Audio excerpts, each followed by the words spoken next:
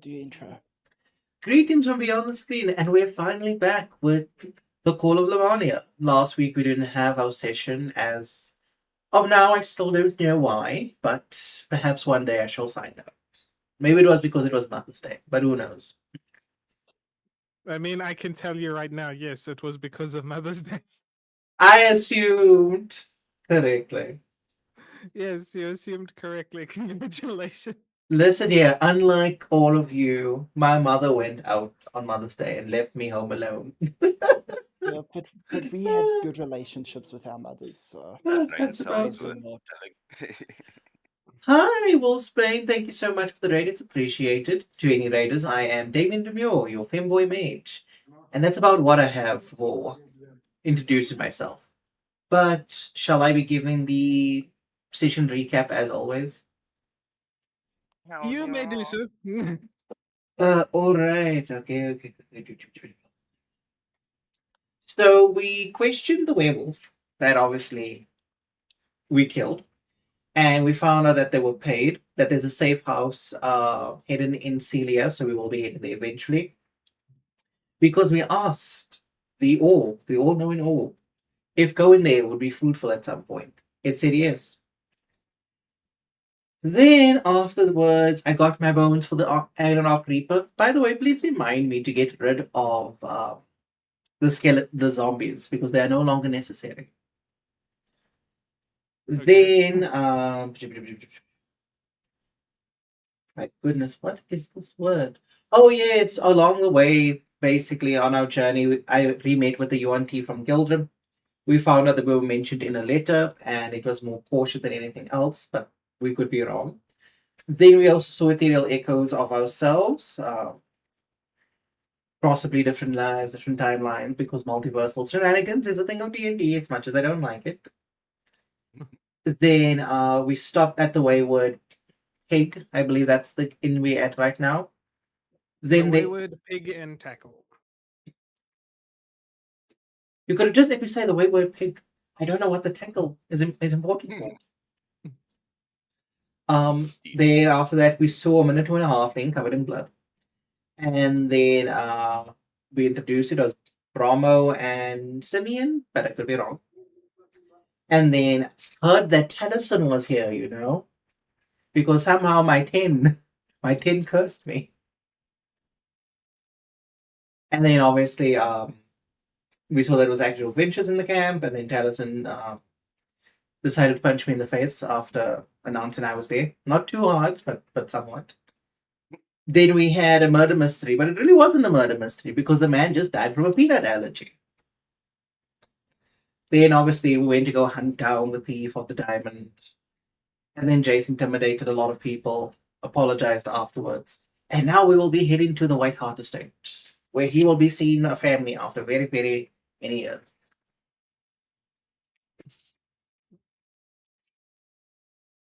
Yes. So Oh my transition. Jesus. Transition. Like, you need to understand, I haven't turned on the lights in my room, so that, like, I just got flashbang. Just need the sound effect, that little.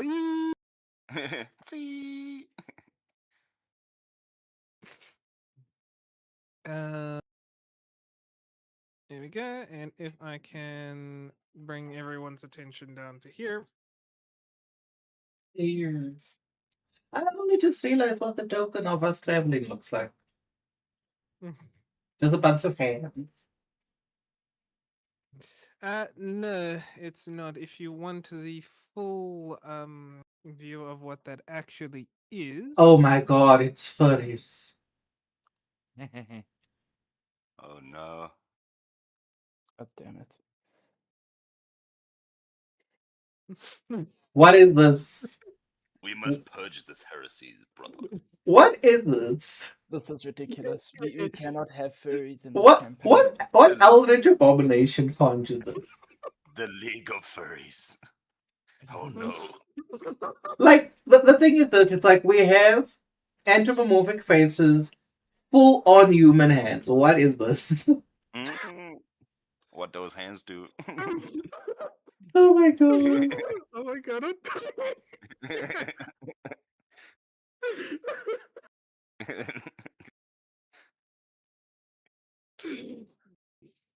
Okay, so it's supposed to be an illustration of the guild's insignia on the talisman. That is literally the necklace. Wait, I'm walking around with this shit on my neck. The necklace that each of you are fucking carrying. Hold on, wait. Are you saying I'm walking around with this Identifies you shit? as a member of the Adventurers Guild. Hold on. Can you Wow. guys hear me? It's ridiculous. Hello? Oh my god. Oh my Adventurers thing bugged out again. Fuck me. Oh my god. Aelin is just a furry, that's why. Just hold on, guys. I'm gonna have to do this from my Okay, phone as much as I before we continue on, I just want to don't want to do this from my phone. I just have to. I really can't be bothered now to constantly in and out Very nice. from this. Damien, what do you think?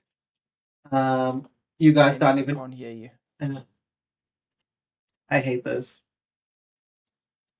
Can you guys hear me now? Yes. You know what do I think? I said I'm walking around with this shit on my neck. And then of that, a creeper. And Wrap this up. embarrassment. Oh, so the Enerok Reaper. Perfection, beautiful, lovely, best thing. You gotta take the good and the bad. Yeah, I might be walking around with a joke of a talisman, but at least I'm walking around with a bone snake. As I say, until I have people to do actual proper artworks for all of this stuff, all of this is for illustrative purposes more than anything else. Yeah, no, but If you want the actual description for the pendant, it has most of the different races, human, elves, dwarves, halflings, all behind the torch. Oh my god. With the shaking hands. I'm wearing a multicultural token. Oh Jesus. Save me from this life. Save me from the DIE. DIEY. Before we Because it's start not our racist. journey again, have I drawn my 3 cards for today? I believe you have. Okay, cool. Then I'll draw them upon the next. Yeah. And so you guys are going to travel for 8 hours, which is going to drop you over there. That's 1, 2, 3, 4, 5, 6, 7, 8. That puts you guys at midnight. Yeah, the question of the century is certain people traveling with us, yes or no? Yes, you as you guys started your travels and whatnot, Tennyson basically loaded up all of the slaves that basically didn't have anywhere to go and weren't staying at the hotel because the hotel owner gave a few of them some jobs. He's loaded up the rest of the slaves and he's basically taking them with him and his group. So you do have Tellyson's group following behind your coach with Poppy driving your coach as you guys travel. All right. Are we resting for the night or are we traveling through the night? Um. Remember, 8 hours of travel, and then you guys have to take at least a short rest or at least a short rest, or you take exhaustion. We'll take a short rest. But before we do that, we will ask Tennyson if he believes that the slaves if they should have a short rest or a long rest. Well, that's the thing. You guys can go 8 hours short rest, 8 hours, but normal people can't. They need to take 8 hours travel, and then they need to take 8 hours rest. Uh huh. So we'll take a long rest. Yeah. Tis the only option. For the since my long rest is only 4 hours, I want to use my other 4 hours to regale them with tales of our party. So I want to spread party fame. Please don't tell the people about your whoredom. So would it be okay if I do that 4 times? Yep, you can do that 4 times. Seeing as As I said, you guys can take a short rest to stave off exhaustion. So basically, while you guys are letting everyone else rest, including Tellison and them, you guys basically have 7 hours to do what you want. You could either use it to take a full long rest, or you can use those other 7 hours to work your downtime activities. All right. What I would like to do, I will like to take the short rest. But I would like to go around and speak to the slaves and find out what kind of skills and such they have to see what will be best appropriate. What would be most appropriate for that fucking one? What would be? don't look at my dice. Look somewhere else. I'm sorry, it's on my screen. Where should I look away? Yeah. I'm doing a long rest with my trance. I'm not taking a short rest. Fuck that. Okay. Yeah, no. But as I was saying before I got distracted by a net one, I want to speak with the slaves, obviously, to find out what skills they have and what will be best suited for the estate. And then if there are some that aren't suited, then I probably talk to my other contacts that pay me shmoney.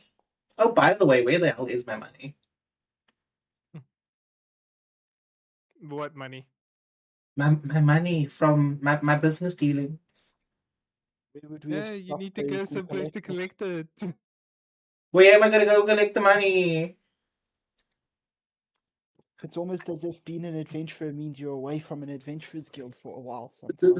Listen here, Yeah. listen here. Teleportation magic exists. I want absolute fucking convenience. Well, then pay for it, bitch. Maybe the white hearts of I fate will have a I way could to pay make for it if you gave me the fucking money. Speaking of which, what happened to my Nat 1 and my chemistry set? Blew up in your Uh, face. Thankfully, because of the checks, you can't roll an absolute nat one. With your chemistry set, you do just damage some of the vials. It doesn't have any real consequence on you, but it does set you back a little bit. So I do need to remove a point from your downtime activity with the alchemical practice. This clumsy fucking lizard. Hey, fuck, I'm gonna throw you of this chemistry set. It probably do less damage than you do on a nat one. Hey. Flip the table. Completely unrelated thing, but obviously Hayden will know about them. Mm, So Hayden, you do know in the video you editing where I mentioned Viveros? yes. They just popped up on my timeline, and guess what emoji is in Oh my their god. name? Take a What is guess. it? The No trans guess. flag? No. Oh, the Palestinian flag or a Jewish symbol, maybe?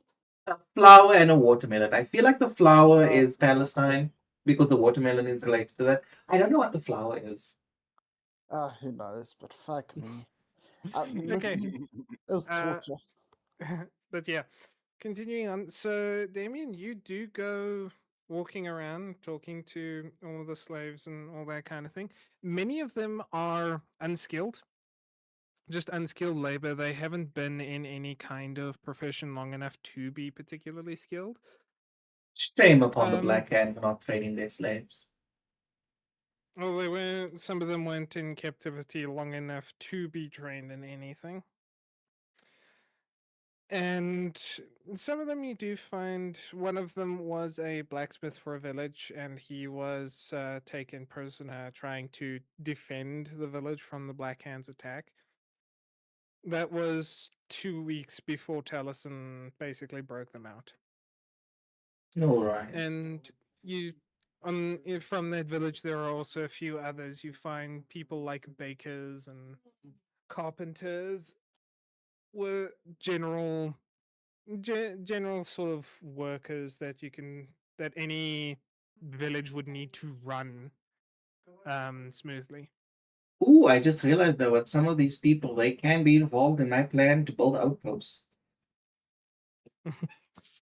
Also, that blacksmith, if I can organize a forge for him, can he make my big ball? You know how long a big ball is gonna take? I'm not in a hurry. I still have to level up before I can use it. Fair, fair, fair. Because once upon a time in a different campaign, I commissioned 100 daggers to be made. Yes, and I would still be tracking them in days, in-game days, for the record. You know, You will learn I am a very patient person. I wasn't patient. I still needed my dragon shit, and I never got my dragon shit in that campaign. So much money spent, so little on return. Good, fuck you. Why do I know? Why do you want to fuck me? This is a public VC. What's wrong with you? Okay, carry on, Con. 1 second, I'm just updating days here because I kind of need to. We gave you all that time with our yap and you still didn't finish. Yeah, no. Unfortunately, No, Connor's a bit well, you slow and guys.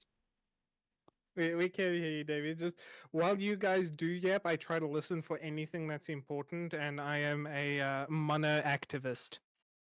An wait. activist? Wait, you can But hear me or you can't hear me? we can't We hear can you. hear you. Oh yeah, no. I said Connor's a bit slow in the head. Yes, And I it's a am mono 100% retarded. Thank you. If you think of it, technically, my character's more rested than anyone else's. Like, I'm bright-eyed, bushy-tailed. All of you just took a nap.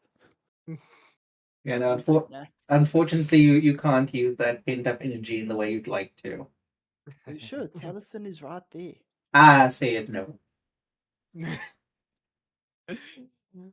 So yeah, after you've spoken with all of them, what is your? I don't know why I'm asking. I can just check via this. My persuasion is very high. Not your persuasion. Mine. Passive perception. My passive perception is probably the lowest in the group. It's a +3, which gives you a passive 13. So while you are walking around talking to people and whatnot, you do overhear Taliesin talking with his group again, trying to figure out, what they're going to do after all of this. But every time you got close enough to hear what they were saying clearly, they lowered their voices even more. Obviously, they don't want to say anything to me. Albert, I choose Yeah. you. I'll try and spy on them a little. You know, we should have actually just asked Shaymel to spy. Rat form, you know. Invisibility. Yeah. Okay, if you ask me. Well, we certainly would ask you. Because we don't want Elric to roll really, really, really low. And then they're like, "Are you spying on us again? Are you Hey, eavesdropping?" I'm also kind of stealthy, you know. Listen, I'm also kind of stealthy. Let's ask Shamal to just try and hear what they're planning to do after they come with us. And then as we do that, I need to talk to you. Mm. And then I Okay. will cast this Invisibility. and this just because. Mm. Oh no, I cannot do two. No. Nah, because invisibility is a concentration, I believe. Yeah. Yeah.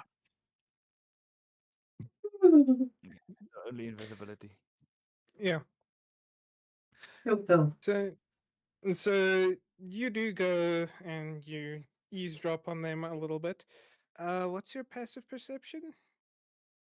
He's very fucking perceptive. 14. Okay, 14 passive perception. Yeah. I'm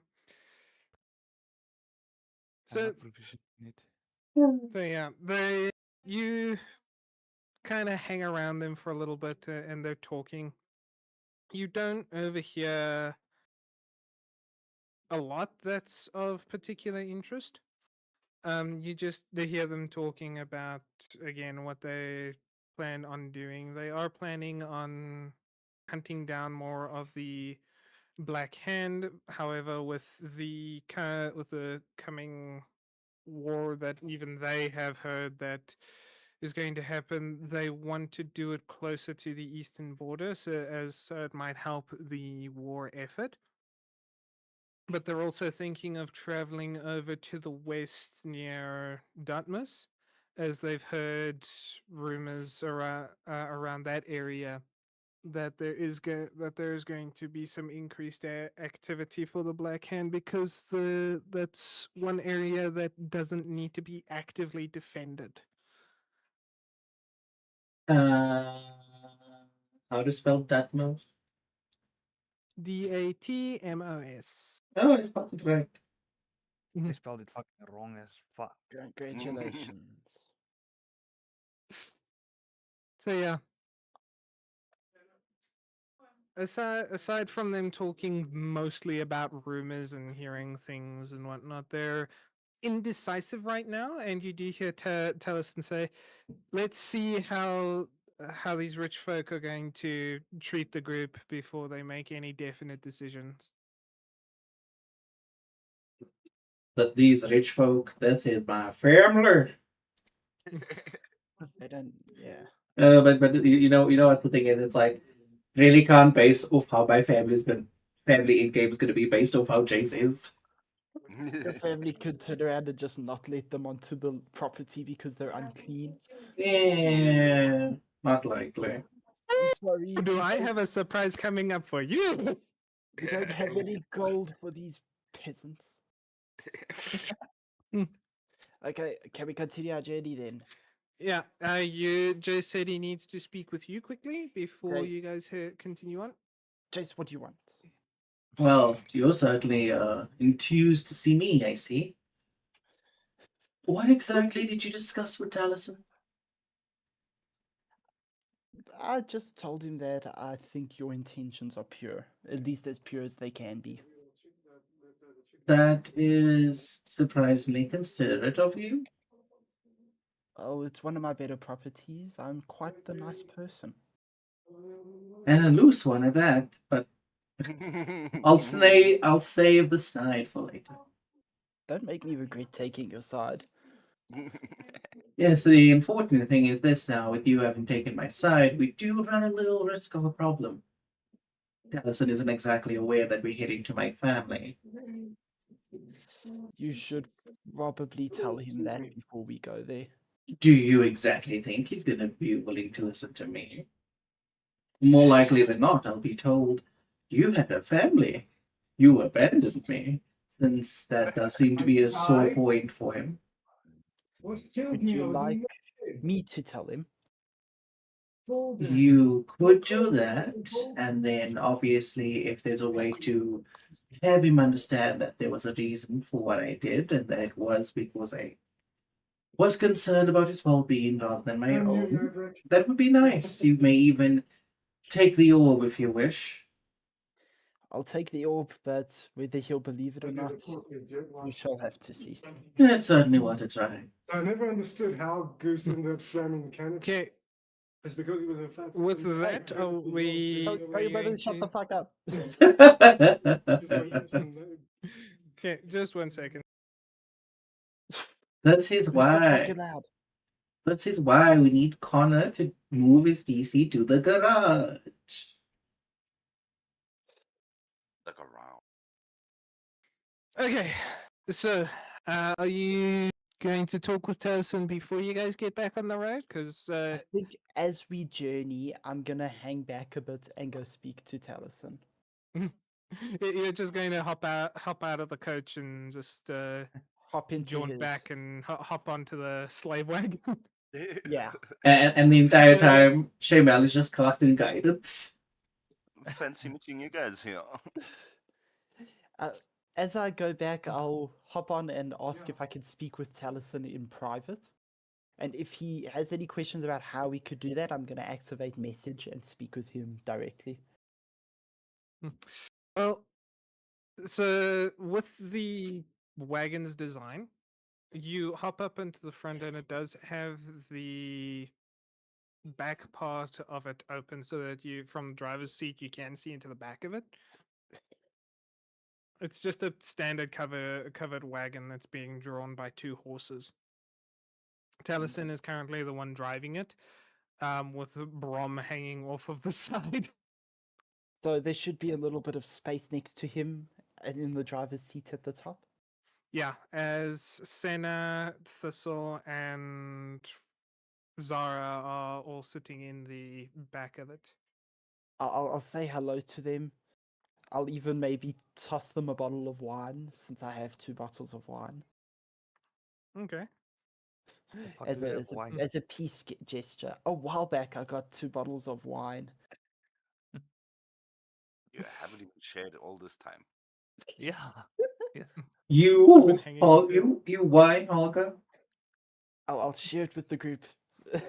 But as I'll hop up and say to Taliesin, "Hey, could I speak to you for a moment?"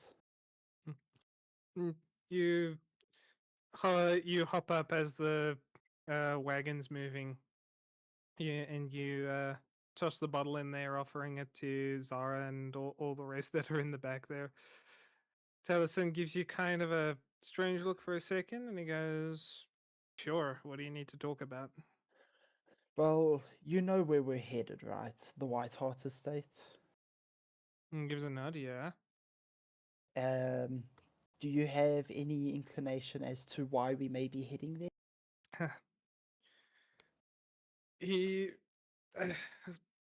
thinks for a moment and he says, "Eh, probably because Jace has some history with them, or that's your next contract destination."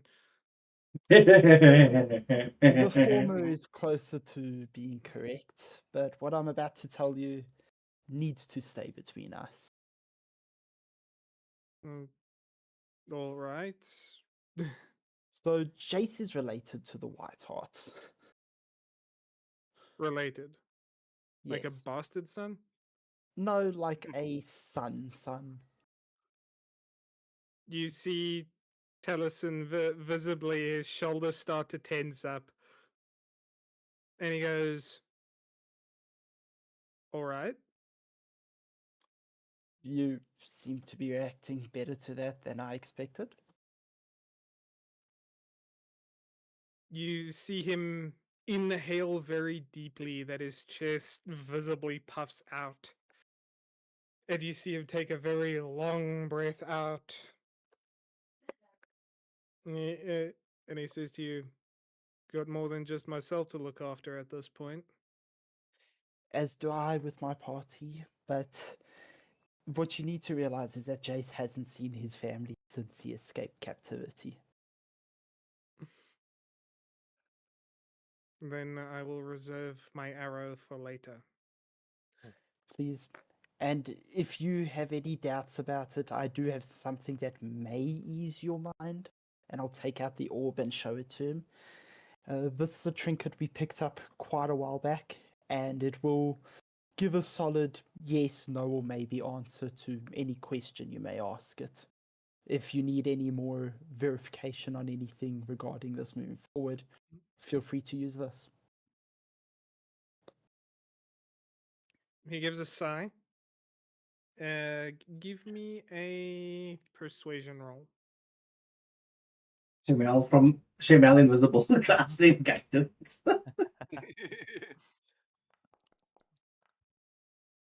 Do I still have that guidance?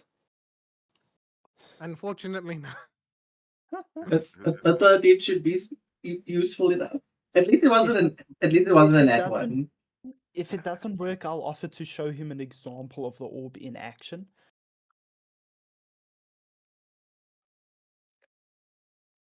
Mm, Dun, dun, dun. okay. So he looks at you for a moment. You can't really tell what he's going through his head or what he's trying to decide.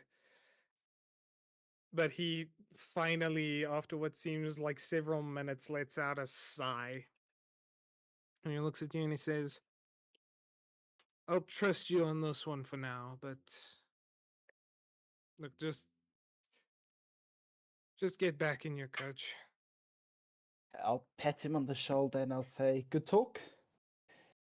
And just please try to be understanding. He gives a nod as you then hop off. I feel like there's gonna be a confrontation at some point during the I run session. towards her carriage and I'll hop back in and I'll tell Jace everything that happened. Well, I certainly don't think this is the end of it. Probably not, but he didn't attack me, so Yes, but most likely than not, he will have choice words for someone. That is your shit. push comes to shove, I think we can take them.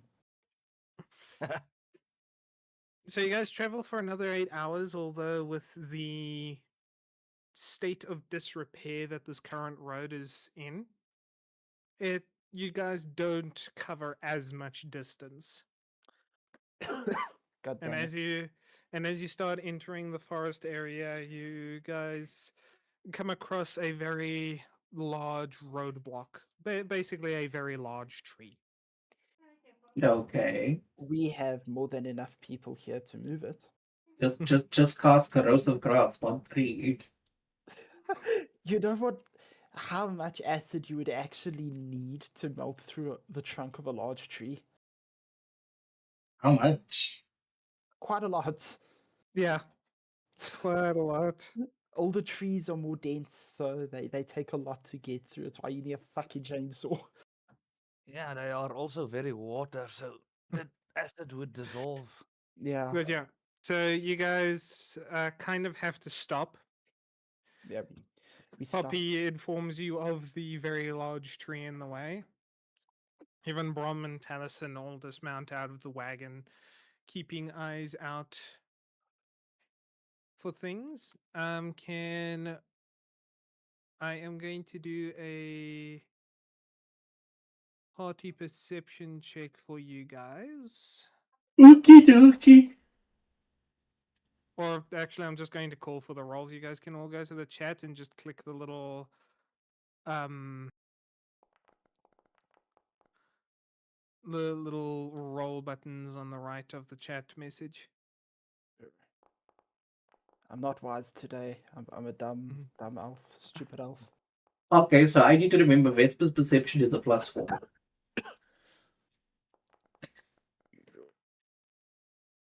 Oh my god, look at all of these straight 22s. Time for you to roll a gay 22. I'm blind. I'm just blind. I see not. I know not. I know not what my perception does. You know, Jace, I have a reason why Jace has terrible perception. It's because the mask like limits his field of view. Yeah. That's what happens when you wear two masks. This is why we have Vespa. Vespa sees what I cannot.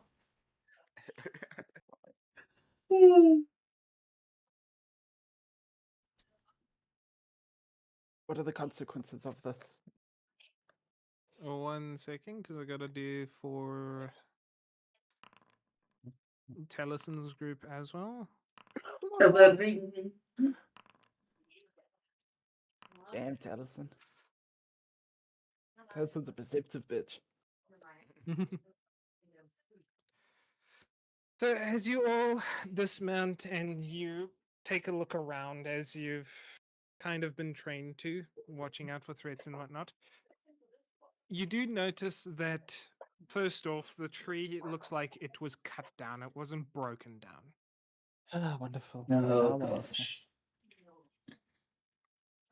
Then it is Posif, Shamal, and Vespa, along with Taliesin, Zara, and Thistle. Well, the six of you look around. You do notice remnants sitting at parts of trees around you. It looks like that this was something deliberately set up, and whoever set it up is no longer there. You see shadows of things that were on the ground that are no longer there, and you see the movements and markings in the thick underbrush and growth around the start of this forest that, yeah, again, whoever was here has done what they needed to do and moved off and just left the block in place. Uh-huh. Wonderful. Immediately, Orb, who's obviously the group Yeah. would have mentioned this. Was the Black Hand responsible? As you do ask the orb the question, it swirls for literally a second before it indicates a thick red smog. Huh. Well, it seems that someone else is responsible for this. The who I will not know. One last question. Is the individual responsible still nearby? The orb again swirls for about a second before it displays another thick red fog. Are we in immediate danger? The orb again returns to its normal and then showcases another thick red fog. All right, we can attempt to move this without any cause for concern. Then let's move the log. You guys, as I say, have been traveling for 8 hours before you find this. And it's going to take you to move this very large tree. It's going to take you about an hour's time. All right, so this is what we do. We long rest because some of us need it, Yes. and then I want to draw my cards before our long race. Yes, you can, because we're on that day.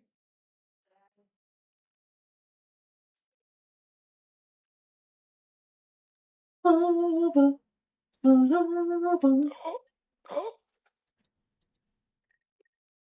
don't know what to ask it. I don't know what to ask it. What did you draw? A 22, 24, and 14. You know what? What you can ask. Let me type it to you. Because the thing is, you don't know what to ask. So let me give you something to ask based on information you have. Ask Yeah. it a lot of numbers. The lotto number. Okay, well, give me the results of the other two. Okay, so for 22. the 22, you basically just get advantage on your next charisma check within 1 hour. I thought 22 was sensing the closest threat for an hour. No, that was something else. Wasn't that 14? No. Okay. 14. So as you draw the 14, just going to do this out of order while we're getting questions ready. So the 14, as you draw the card, you get a picture of a silhouetted head with a sort of light bulb above him. And you perfectly remember what you had for breakfast 3 days ago. What was it? It was a plate of sausages, some nicely done eggs, ration bread. The, Lies. sau- It was cock. the sausages were slightly overdone, and the eggs were too runny for your liking. Damn, you Very took a well. load. Hi, innocent Diablo. Hope you're well. Okay, the 22 is the what plus thing to charisma, advantage Yeah. on charisma. Yeah, and then 24 is random clarity. You may ask one question, and I provide absolute, unambiguous clarity on that single thing. But when Goodness. I ask the DM questions directly out of session, I basically get told, I don't know. I'm going to Obvious. ask, how can I mend the relationship between Taliesin and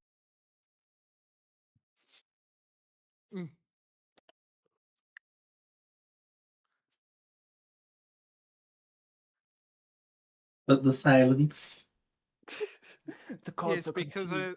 because I actually need to think of interpersonal relationships at this point.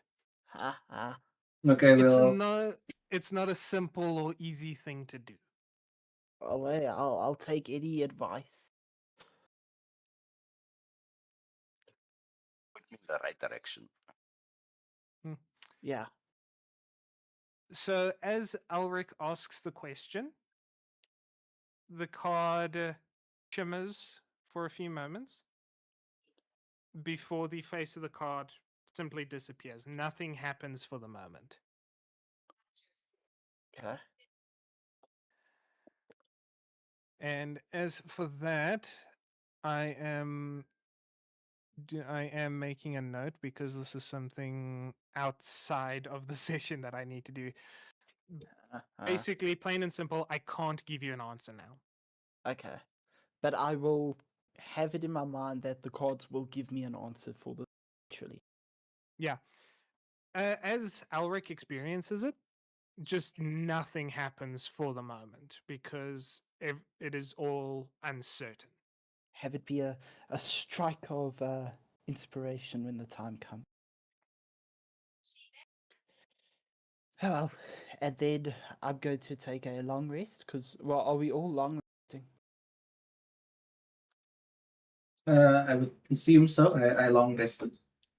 Okay, I'm long resting and Okay. using my other 4 hours to continue spreading our fame to the people. They are also long resting, so who the fuck are you spreading to? For the elves in their group that don't need to long rest either. It's like I'm here for the elves. Fucking Okay, discrimination. Connor, I'm gonna need to know what the Yeah. consequence of reaching 100% of spreading party fame is. That is a custom tracker that I have. And Can we name our party? Can we come up with a cool fucking name? I think we should have done that a while ago. Exactly. yeah, you could have done that a long time ago already. The big dicks. That's just me, gentlemen.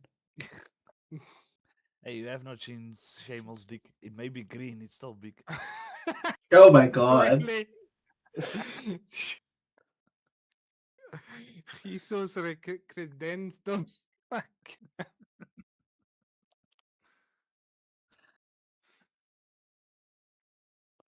But yeah, okay. So to explain the party fame, there is a invisible tracker currently for you guys that has different effects on different things, but that's DM behind the scenes stuff.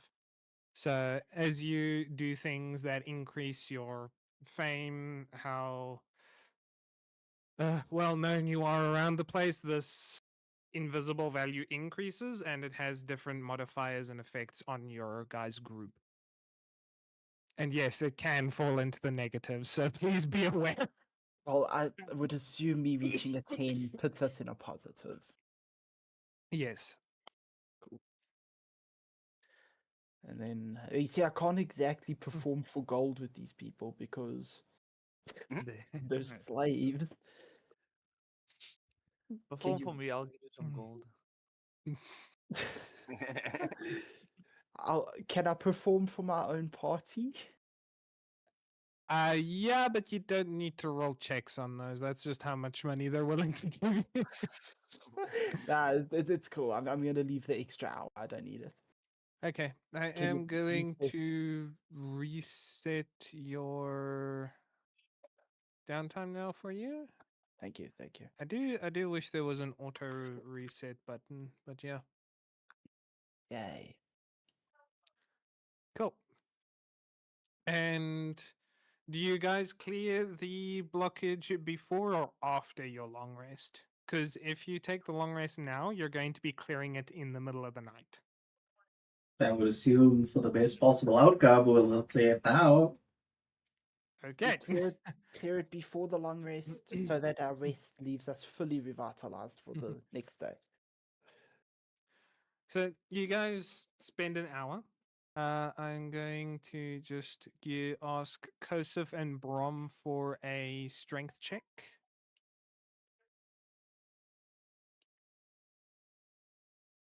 Glad it's not me. Strength ability check, normal roll. I'm too beautiful to be moving a tree. Oh, wow. I'm too fucking weak. Kosef. There we go. Oh, so close to it. Wouldn't a giant fucking bone snake be able to move the tree It- very easily? It is a large bone snake, and I don't think it even has that much strength. If you want, you can order it to assist. It'll just make its roll, and that will be added to the overall. And as long as the people participating in the activity beat the check, yeah, it succeeds. I'll have it assist. Okay, I so can its turn into a roll. bear and Mhm. assist because I have a lot of uses of my wild shape Mm. that I don't use. Okay, so it takes a little bit of time, and it takes some shifting and shoving while everyone else sort of keeps watch, as again you were all trained to. And after about an hour's worth of effort, Brom, Kosef, and the Reaper all managed to push the tree off and over onto the side of the road to clear the road itself. And Yep. Yep. the road is now clear. And then with that, 1, 2, 3, 4, 5, 6, 7, 8 hours of rest. It is 1 o'clock in the morning, so it is still dark. And just updating day tracker. Luckily, I have dark vision. The poor Chase does not. Listen, this is the cost of human supremacy. Human supremacy. Okay. So with that, do you guys want to start moving in the dark, or do you want to wait until light before you get moving on the next leg of the journey? Keep it moving. There's enough of us that nothing's really a threat at the moment. Okay. You know. So, You guys can still hear me, right? Yep, Yes. can still hear you. How many people are we in the group? Like, You're 5 in the party with another 5 in the group that's traveling with you. I think 2, 4, Yeah. 5. Yeah. And then the slaves that they have with them. The slaves aren't really rated as combatants. Yeah, but we're asking like just how many people are with us. Yeah. In If I'm correct, in the wagon, and Brom basically takes up the space of 4 people. That's why he's riding on the side. But you have It's Thistle, Senna, and Zara. Talison's on the front. So that's 4 slots. About a total of 12 extras, including Talison. Talison's 5-people group. So you've got about 7 other slaves riding with you in the wagon. A very decent meat shield, should the need arise. A wall of beef. I think that's Brom. Quite literally. But yeah, in any case, so you guys are 1 8-hour journey travel away from the estate, but everyone does need to rest at this point. It is 9 o'clock in the morning. What do you guys want to do? Rest. It'll be A like short rest. a little breakfast since it's the morning. And take a short rest. I'm a bit pissed of this fucking alchemy shit. I'm going to go and search for some plants I can use in my herbalism kit. Okay. Give me just a straight 1d20. I'm taking my beauty rest.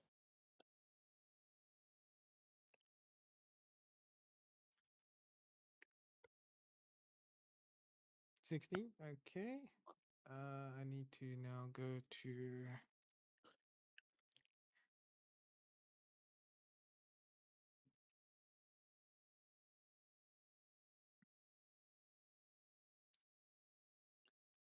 that's the one I'm looking for.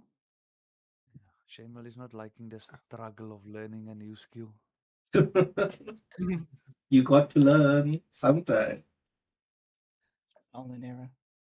I'd rather go kill somebody than come back to the learning.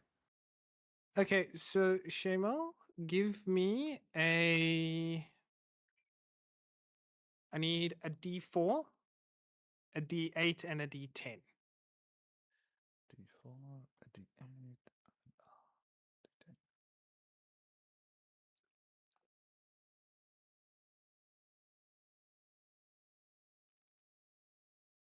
Uh, 2 on the D4, a 6.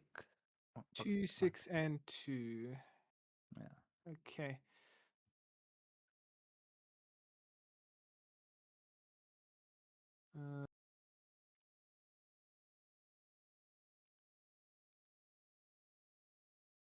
There we go. So you find. Let me just make sure that these are the right ones.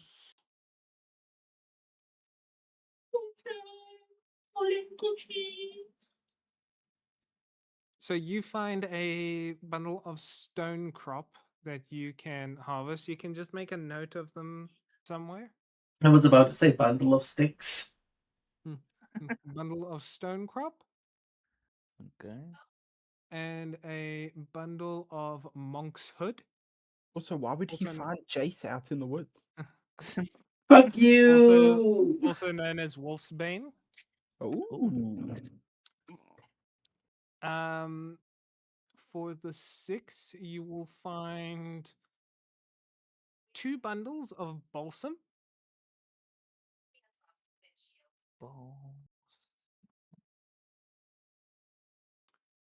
You find a single bundle of nightshade and ironbark fungus.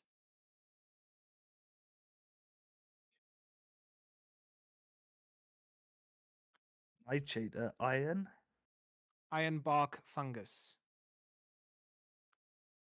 And you find a bundle of frost fern and oak bark.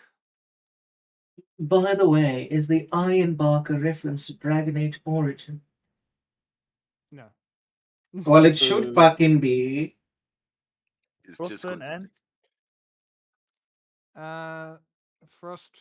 What did I say? Frost. Frost Fern and something Frostburn. something. Yeah, frost fern. And it was oak bark.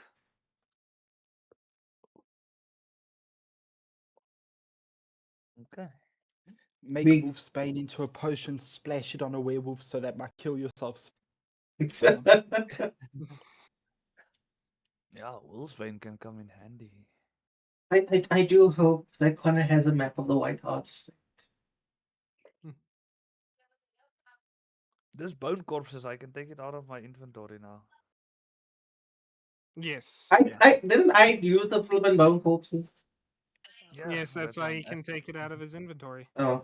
Also, by the way, I buried the zombies at some point after killing them because I just want the snake. Okay. But yeah, so that's what Shemel finds out in his search for ingredients in the temperate forest. Oh, wait, Anything? out of Yeah. curiosity, will the slave group in that, they need to take a long rest, right? Yes. Would Otherwise, it they suffer be exhaustion. would it be a better idea for us, just our party, to go ahead to the White Heart Estate first, rather than arrive with them? That would be a good idea. And then we just have one person stay behind with the rest of the group. Yeah. That would be me searching for my ingredients. Okay, so we have our stay behind. Shem, they just abandoned Shemel. They're just like, hey, Taliesin, we're going to go on ahead. Okay. Wait, weren't there 5 of you? No, he's okay. He's okay. He's chill, He's don't looking worry. at flowers. We picked him up along the way. We don't even know who he is.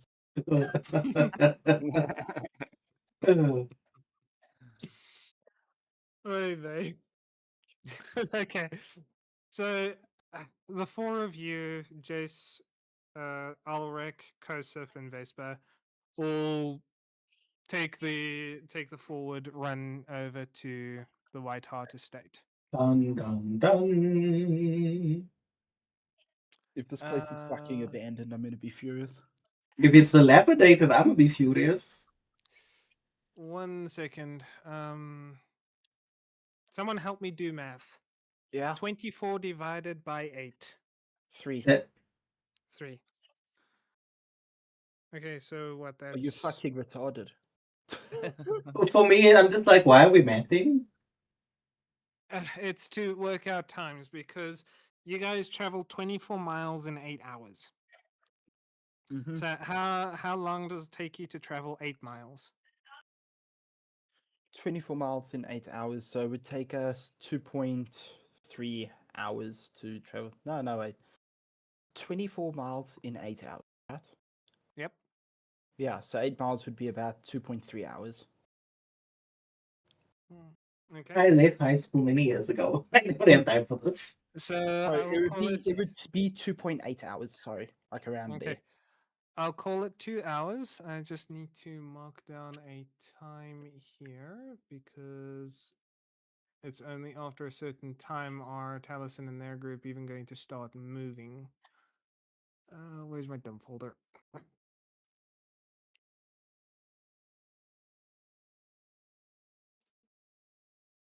Mm,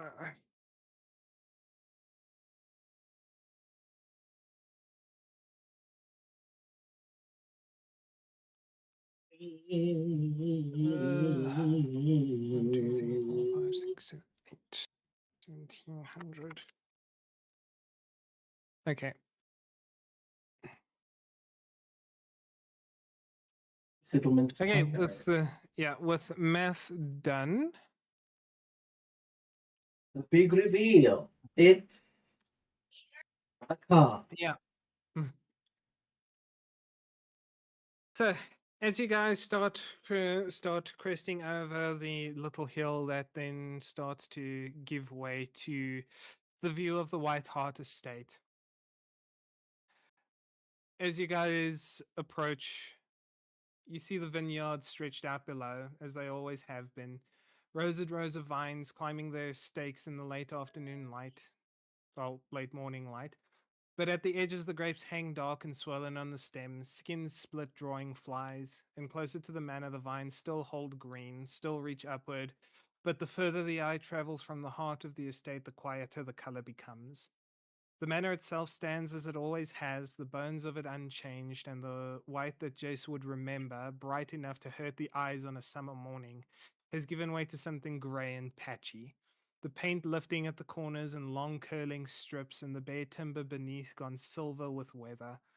The shutter on the upper floor hangs slightly off its hinge, swaying in the breeze. The path to the main door is clear, but the flower beds that line it have gone to seed, tall and leggy. Last Are we season's growth poor? still standing. Last season's growth still standing brown amongst the new. The labourers move between the rows without looking up. A cart sits half unloaded near one of the outbuildings, its contents covered with a canvas that has begun to sag with pooled rainwater. And as you Oh, guys God. approach the gate, the two guards in leather armor watch the parties approach. Their posture is correct, their eyes are alert, but the sigil on their chest pieces is faded almost to nothing. The stitching at the shoulder of one coming loose in a neat little curl. Oh, God. What have I returned to? A travesty. The guard steps up as he holds out a hand, stopping Poppy. And he walks up to the side of the cart. He looks inside and he says, "Welcome to the White Hart Estate. State your business, please." I assume this is where I step up. This is your place. Yes. I take off the glove, obviously, and I show the signet ring. Family business. The guard looks at you for a second. He looks at the signet ring. And you see that he seems a little bit skeptical. But he says to you, "Please wait a moment." And he gets down off the step of the coach. I say this You aloud see- as I look around. This is worse than I remember. The guard doesn't even acknowledge it. And you see some workers working in the fields and the patches. Can I approach one of them and I'll actually ask, like, what the fuck is going on? You can. I go do that. So while you go do that, one of the guards does. You hear him ask the other guard to run inside and perhaps fetch either the lord or lady. And as you go and walk up to one of the workers, he looks up at you, still wearing your mask and everything, and he goes, "Good day, sir." And you see he looks exhausted. This worker just looks like he is putting everything he's got, and he doesn't have much left in him. If you wouldn't mind, what exactly has happened here? He looks around for a moment and he says, "Sir, I don't believe that's my place to say. The Lord will be more than happy to speak with you about it." Well, I would like to hear it from someone else other than him, but I will ask him eventually. I am just very, very curious. I've been gone for many a year, and that is not what I remember. He looks at you for a moment and he isn't rude about what he does next, but he looks at you for a moment and he goes back to working the soil and seeing what grapes are good to come off the vine. And he says, "With all due respect, sir, it is not my place to say." Well, I suppose I'll ask someone else, even though I'm From what you trying. can tell in his body language and the way he speaks, although he is tired, he is loyal. And you can tell that he's not doing this out of a sense of fear or a sense of distrust. It is simply a thing of, this is not his place to say. He is not meant to speak on this particular matter. I suppose I'll have to ask my father what the fuck happened. Because I'm not going to push because I'm probably going to have to like roll and Also, say I like, think your mic died. oh no. Yeah, can't hear you, Damien. Yes. So as I was saying, I suppose I'll ask my fucking father what the fuck happened. Because I Yeah. doubt any roll I do is gonna pass the check. This might Yeah. just be a no roll situation. Yeah, you can't force him to. Well, let me go back to the carriage and wait for whoever comes. Yeah. There we go. Heard something. I've been fucking speaking. I think that's Yeah. just on you being deaf, Connor. Yeah, we can Speaking hear. this whole Or time. yeah, or a internet issue. Anyway, so what did you say after I told you what the guy did? I literally go back to the garage because I know this is a situation I cannot win. Okay. You go back to the carriage and you see the previous guard coming out with two other guards coming with Lord Eldrin coming out of the main manor house walking up the road. And have the rest of you decided to dismount the coach at this point, or is it just Chase outside? Yeah, I've dismounted. And Kosov? Yep, yep. I'm getting off with the rest of the group. Okay. We've With just been everyone standing around waiting. Yeah, with Yeah. everyone having dismounted off of the coach, Poppy asks the one guard if she can just pull the coach off the side in case someone wants to get through, and the guard nods. The horses take the coach off onto the side, and Lord Aldrin, once he comes through the gate, he says, "Hello, good sirs. Adventurers Guild, I see. Is something the matter? What can I help you with?" Step forward. Also, you guys do notice in Lord Aldrin's posture and stuff, he also looks just very tired and exhausted. I step forward and I say, "You look worse for wear." He gives a nod and he says, "Things have been rough this season, especially with our shortage of workers, but I assure you that the wine is still going to flow as it always has."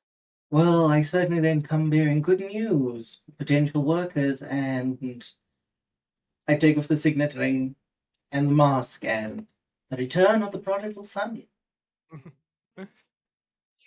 As you take off the mask first, you see Lord Aldrin's face shift a little bit, almost like a small sense of recognition. And then as you take off the ring and everything turns out, it takes him a moment. And then you see his eyes just grow wide in near panic, but a frantic, happy excitement sort of panic. You see Lady Whiteheart coming out from the door as well. Uh, after seeing Lord Eldrin be laid out by the guards, and after a moment, you see Eldrin almost in disbelief. He reaches out a hand towards Jace, now Janus, before he lightly touches his cheek. Does Janus do anything? The thing is, Janus would have prepared for this as much as he doesn't like physical contact. Usually in interactions like this, Sid McCorvin is prepared for the physical contact as much as he's not as welcoming of it. Mm. So he does lightly touch Janus's cheek before his hand slides back to around the back of his neck, and he's like, "You're real." And just very suddenly, he pulls in armor be damned, and he just gives you a full-on hug. You see the two guards look at each other for a moment, and they're not even awkward about this. They're just they're more calculating. What's going to happen next? What do we do? When when Jake gets pulled in, he'll let out like a little yelp. Hi, Dusty. Hope you're well. The yelp doesn't do anything to deter Aldrin, but he holds you and he holds you tight.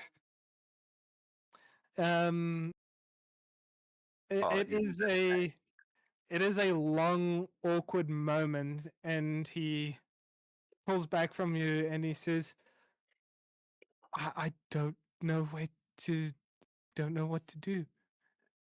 I would He is in assume. complete shock and disbelief. No, I'll say this. I assume that Corbin's letters haven't reached you as of yet.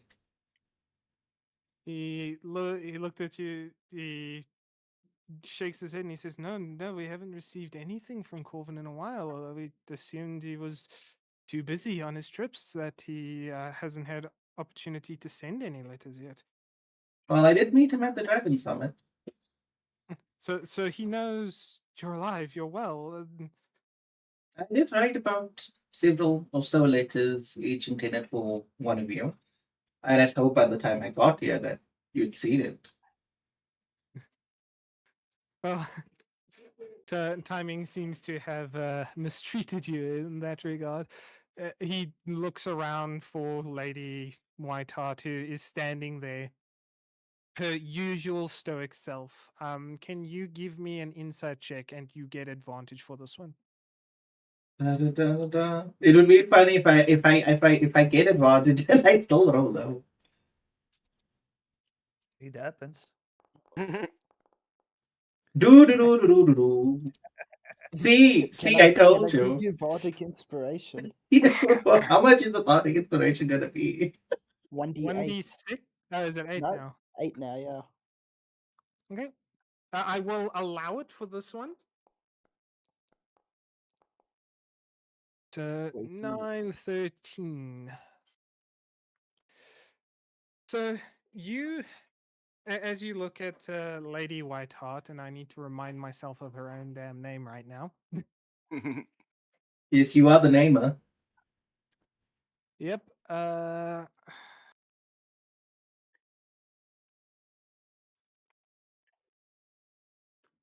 Come on. Thankfully, notes are easy to search.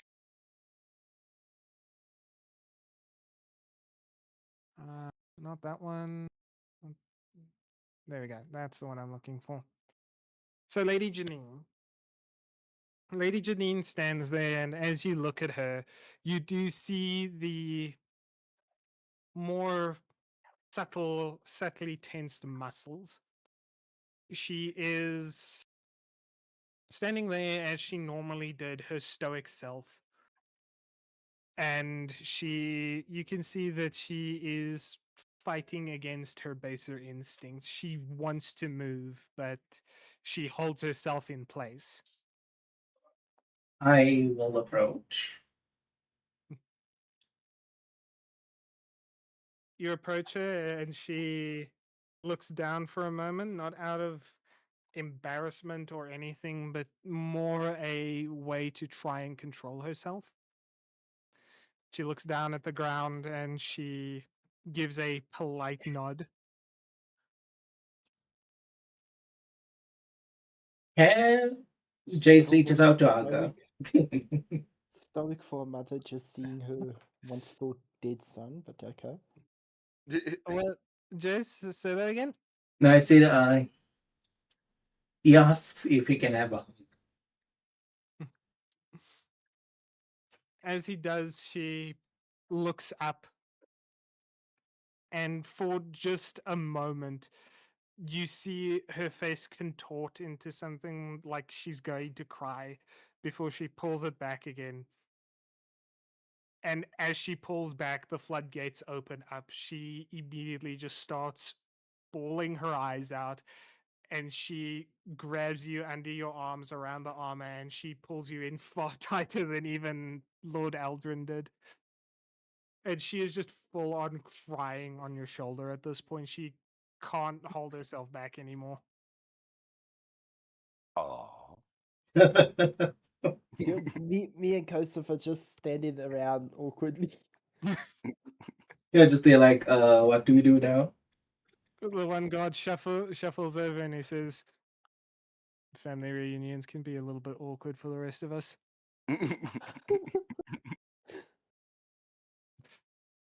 But even Eldrin comes up behind Jace while he's being hugged by Lady Janine, and he pats him on the shoulder, and he says,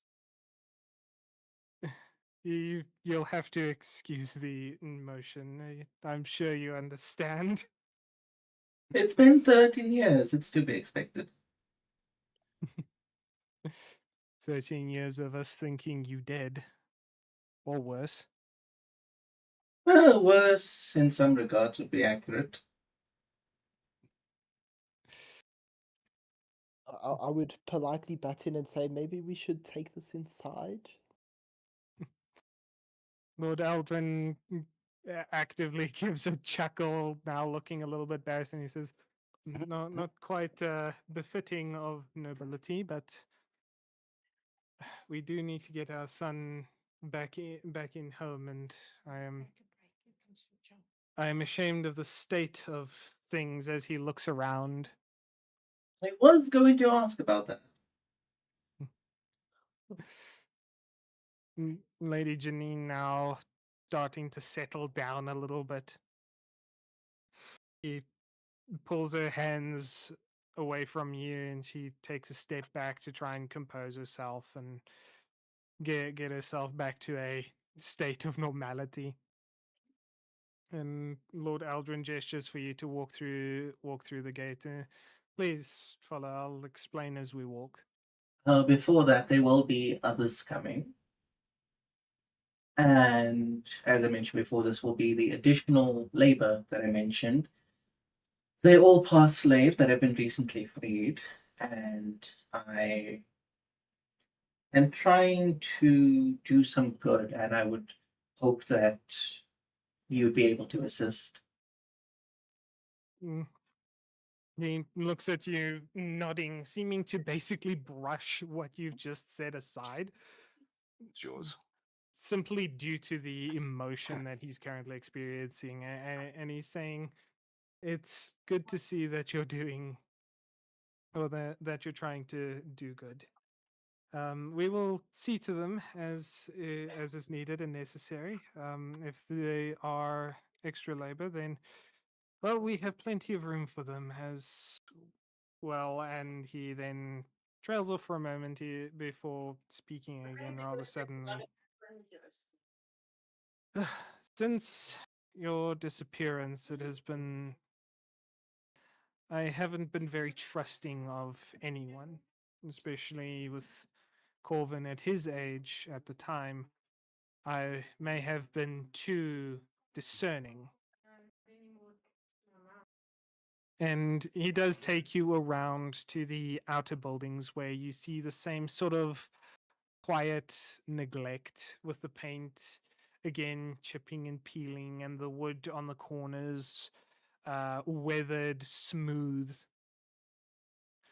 You remember back when you were on the estate, you never really took notice, but you remember everyone was always busy with something, whether it was on the buildings, the outer gates, the vineyards themselves. And you see that there is barely a fraction of the people left from what you remember.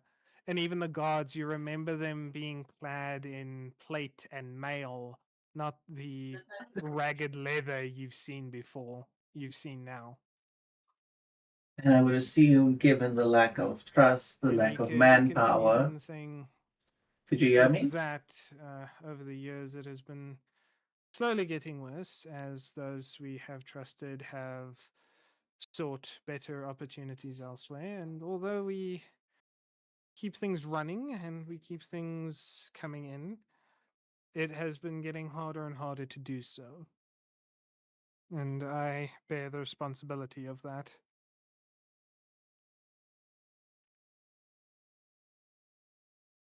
I know. Sorry about that. Yeah, I had to leave and come back. No stress. What was I going to say now? That would explain the state of things, and I never dreamed nor hoped for this to be back home. And being here now, with everything, it seems that Allison was right. I am selfish. If I'd been back home sooner, this would not be the state of our home. I wouldn't have done half of the things I've did. It certainly means that what I intended to do at the end of all of this was the worst thing of all. Maybe don't tell your family that. I'm not saying it explicitly. Lord Aldrin does give Jace a broad smile, and he again pats him on the arm, and he said, "What is planned for the future stays in the future, and what has happened in the past stays in the past. What matters is what we do now from here on in." I suppose so. As a joke to the good Lord, I'd say, regardless of the disrepair of this place, it still beats a lot of the dumps we've stayed in so far. Give me a straight charisma check. Okay. Doesn't he have advantage? No. Oh, too bad. No advantage for you. Give me 1 second. Yeah. Mhm. Hey. So Wait, sorry. after Is that an ice cream truck I hear? This time of the day? in fucking winter. Winter's the best time to have ice cream. Am I really Tim? No, don't go by ice cream truck. With ice cream. With ice cream, Daniel. I mean, we can take a 15-minute break for you to go buy ice cream. No, it's like the thing is, I don't know if it's in my street or if it's in the next street over.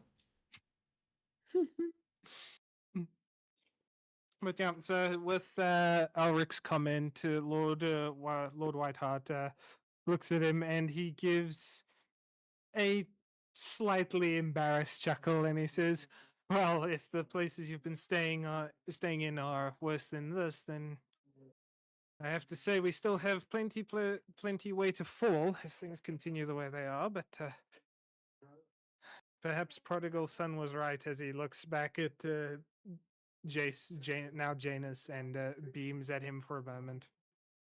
And he says, after all, he did say you were bringing possible labor, which, if we can get the new harvest out, we will be able to pay them very handsomely for the help they have, as well as provide them homes if they so need." Which would be good. And then aside from that, there is other potential business, but this regards the lock wings. With the mention of the Lockwains, you see Lord Whiteheart shift a little bit uncomfortably with a little bit of a shaky smile, and he says, "Oh, Not what you think. Most like, once again, you haven't been in contact with Corbin yet. My suggestion was more than so subtle takeover of the trade routes by assisting with the establishment of outposts so that their bandit activity can be curbed and then we can take credit for it. Pretty sure I didn't forget anything Hmm. else if I didn't instead of the He looks at you for a moment, but he is still a little bit too overwhelmed with emotion at this point to really consider what you're saying. And by this time, he's now leading you guys around to the main manor where you walk in, and you do see the daughter of one of the maids, Uh-huh. who you did remember fondly as someone else akin to Rylan, but you Okay. never took much notice of her in your younger years. Okay. And they give you a bow and a curtsy.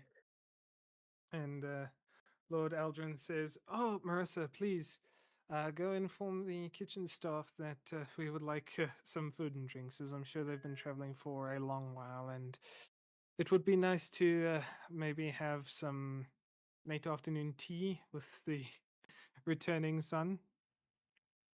She curtsies right away, Lord, as she then scurries off. You can give me an insight check. Give me a moment. Now you wanted me to be there. Ooh, that was close. Yeah, Okay. it was You close to do that see 5. that she is in an equally excitable position. You don't, as I say, you don't remember much of her because she was never someone you took too much notice of. Uh-huh. But you do remember to a degree that you both learned to read together as well. All right. And she was also very much the book type. Fair. What a But nerd. she's also in a similar excitable state as she hurries off again, trying to keep her composure until she's out of sight. And Lord Aldrin takes you guys on a tour of the manor. For Jace, it's very much the same as he remembers, just slightly more unkempt at this point. Uh-huh.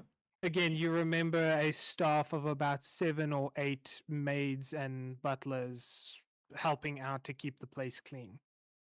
Yeah.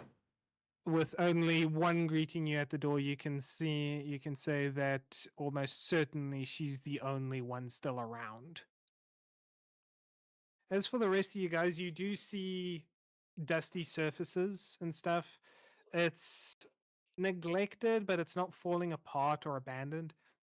But it is very ornate, white walls with a layer of dust on them, showing a little bit of a more grayish color. And it's long, sweeping corridors, Mm-hmm. branching off into many different rooms. Damien, do you Goodness.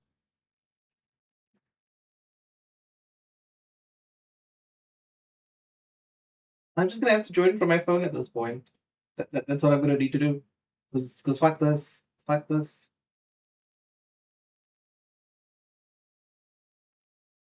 We are literally joining from the phone right now. There we go. Yeah. I just need. Oh god, my phone literally just fell. I'm just trying to now figure out what's an appropriate spot to put this phone so you guys get picked up on mic. So just give me a second to check something. Yeah. Okay. In 1, 2, 3, please speak. Yeah. Around. Okay, so you guys will basically be coming through my phone because fuck this bullshit. Okay.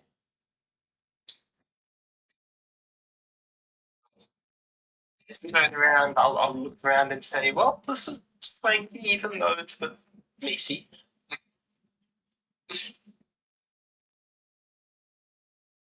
And also, Jace, you remember there being more guards around, and you see them simply radically around the place. Again, in that disheveled leather armor that the guards outside were also wearing. Cool. So just to once again go over this.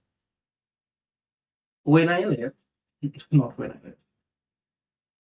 When I tried to run away with Ryland, because I doubted I would ever live up to the family expectations, and then promptly found myself sold.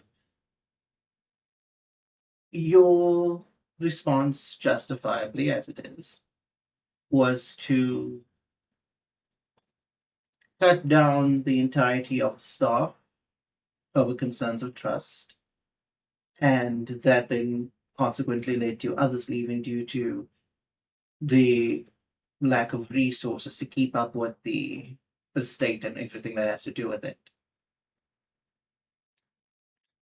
And at any point, did you attempt to get new people to fill up on those that went? Lord Eldrin looked down more in a tilt of shame as he then says, even after Corvin grew up and was more than capable of taking care of himself, I still could not find it within me to bring on anyone that I did not fully trust. And although many of the laborers we kept that we do trust brought in friends and even family, I suppose that they all saw my deteriorating state and decided to seek employment elsewhere. Yes, I did meet Borvin, all the way in the north. And he had explained a bit of it. I didn't expect it to be as it is now, and I do apologize for not returning sooner. I'm sure you have your reasons for doing so. I can't imagine what you went through, both with disappearing as you did, whether it was willful or not, and then the aftermath of such. It leaves a man scarred, and you were merely a boy back then. Yes, but 5 days compared to most others in slavery is getting off easy. And in retrospect, revenge does not seem as if it would have been worthwhile pursuing, seeing things as they are now. He gives a light chuckle and he says, "You always were a good lad. Always so... I can't even think of the words now. I remember watching you in the study, reading, going through those books. I hope you did enjoy reading them while you were here." I did.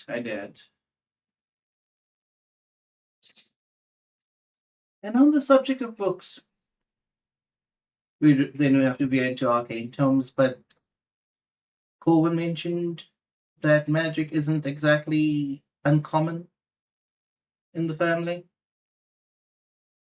And he looks at you for a moment and he nods and he says, "Quite so. Although I use my magic for more business-related purposes, I am I'm a spellcaster of sorts, and your mother even has her own shape, although she takes more after Corvin, or rather Corvin takes more after her in that regard." And yeah, at one point I was like, oh, I had thought to myself, I was the only one touched. Hey, what happens in the slave camp stays in the slave Oh camp. my god, it's not the slave time.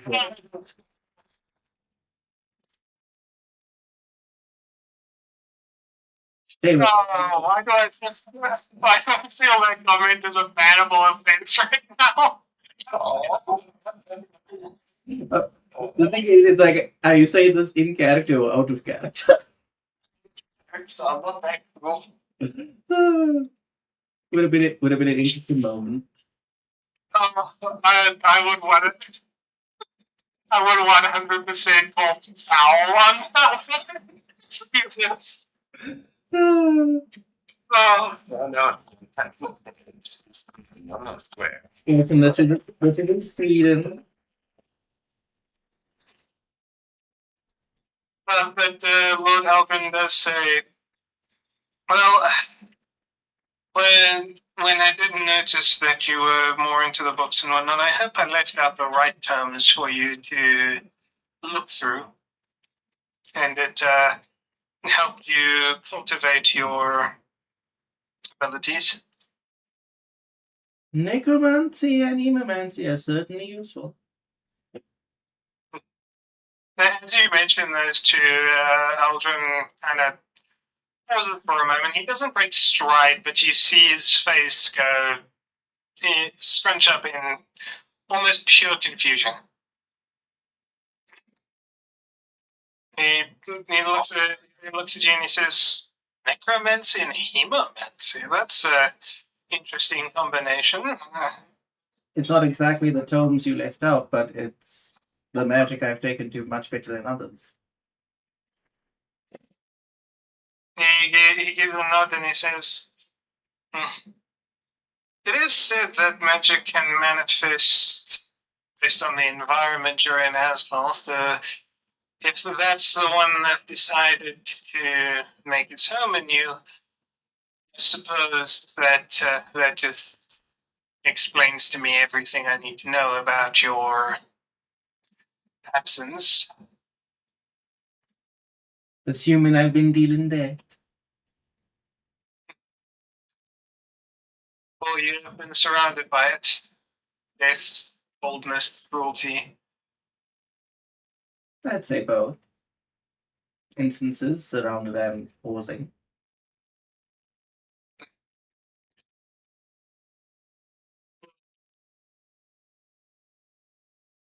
Presence for a moment, and you've now noticed that you've barely heard Lady Janine behind you guys. But you look and she is still there following. Her footsteps are just very, very light. Like a ghost. Mm-hmm. And after a little bit, he finally brings you all into the banquet hall, and he gestures in and he says, let's celebrate for the coming home of a son who's been gone for 13 years is definitely an occasion to celebrate. Especially since we believed him once taken from us and who shuffled off this mortal coil has now miraculously regained life and returned home. Well, we'll meet you in the dining hall. I just need to talk to these two here.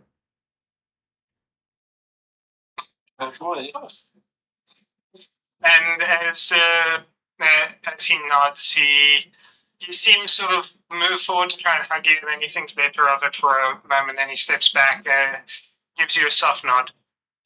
Lady Janine, breaking her usual character, walks past you, puts a hand on your shoulder, and gives a very warm smile towards you again, her cheeks still stained a little bit with tears, as she then walks past with Aldrin into the banquet hall. Mm-hmm. Leaving you alone with your group to talk with them. Yeah, no, then I turn to those and I'd be like, could you two turn around? Turn around. He's facing us, not considering yourself to be polite and turn around and see. What did I just hear? I wasn't paying attention. That's it. I'll be polite and turn around. Yeah, no, after you said that, someone made like a really weird noise. With my mom and dad talking. I was like, what am I hearing? Yeah, as the two of them turn around, Jace is just gonna lean against the wall, lie down, and start breaking down.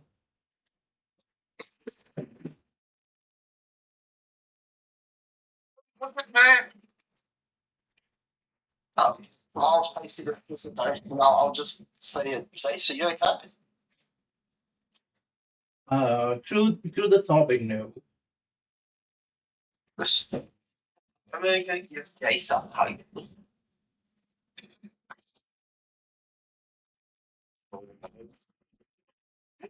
He tried.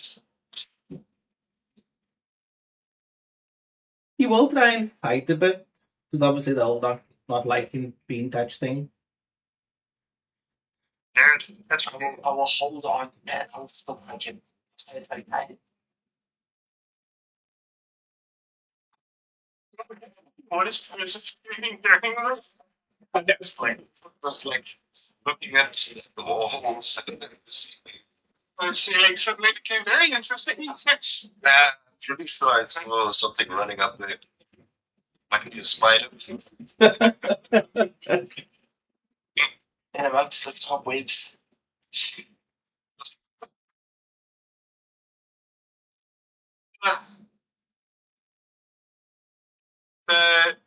With this, what comes interrupting them is the maid Marissa. She comes down the hall carrying a duster, trying to neaten up the corridors at least for your guys' exit. And she comes along, and now I need to ask a question.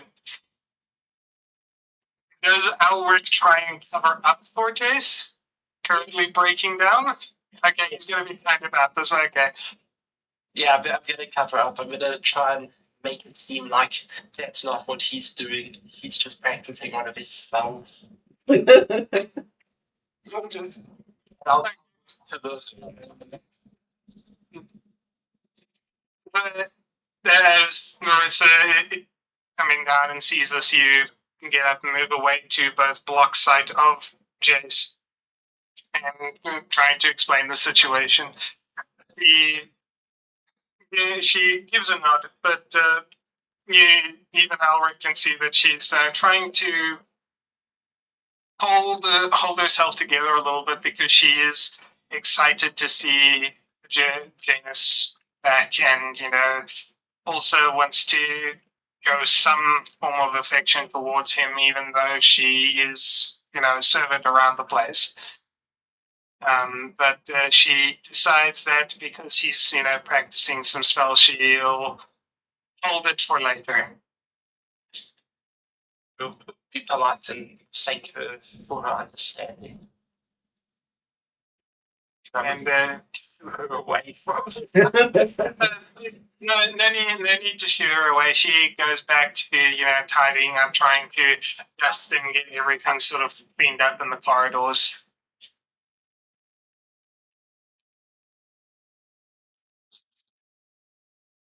Upwards up there, spiders.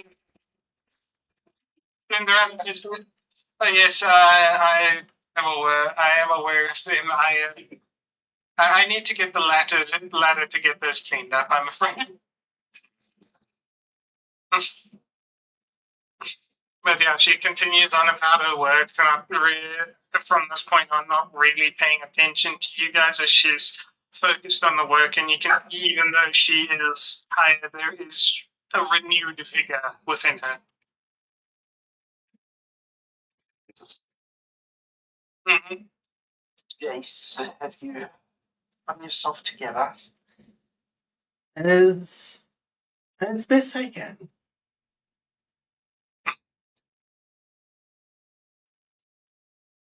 Left to your feet, and we will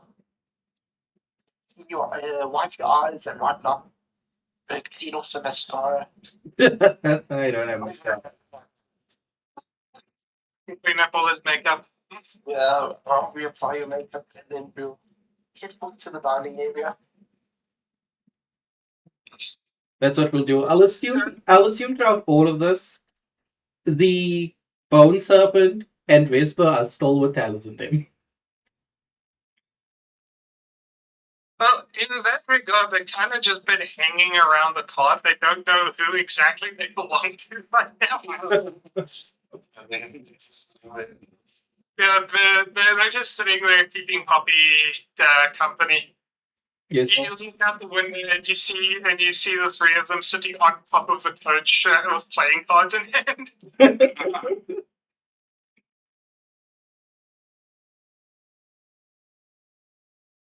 Poppy looks over, sees you guys looking out the window, and she just gives an excited wave. Yeah, that's in character for her. Okay, but we are going to take a short break there. One, I really need to go to the bathroom. Two, I really need a drink. Three, I need to get something done real quick. So we'll take a short 15-minute break there. We will see you guys when we come back. Yes. BRB.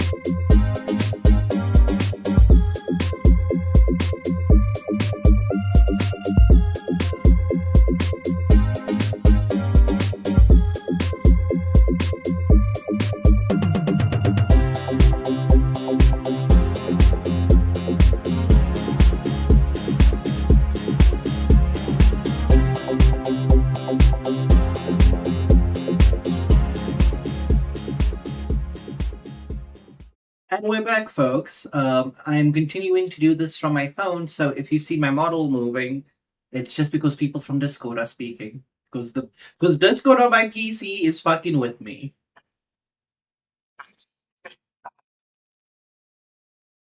We may continue. Yeah. So with Damien having or Jace having his little breakdown, Glumpo covering for him, Elric covering for him. It then becomes a very general reunion and things like that. Are you guys going to stay and wait for Taliesin and everyone else to arrive, or are you going to move on and Yeah, we're gonna stay and wait for the rest of our party to be here. Like, are we really? Oh wait, so then I should actually mention, like, please cook a bit more. How much people were there entirety? About 15 total. 7 slaves, 5 Talison's party, and us 5. Okay. Can I be bold and brave and say let's go help with the cooking? You can do that if you want. Okay. Oh, okay. I've got to live up to my bad wife. Whose thread wife are you in this campaign? I thought you were gonna say it's the werewolf we're helping. Yeah. I don't know. You still have. Yeah, sorry about that, guy. Next phase. What am I going to ask you to roll to help out with the cooking? No idea.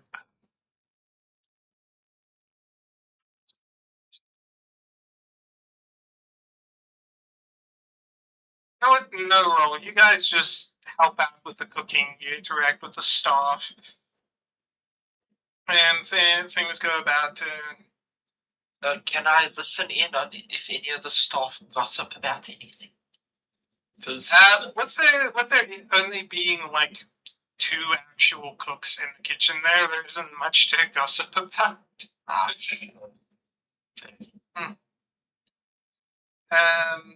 And then so it is then going to move up to notes, please. There's my dump. There's my dump. So they will move. Oh wait, you fucking bastard! If you're not there next week, I can't go get Paul's homemade ice cream. You can go get on your own. No, you are going with me.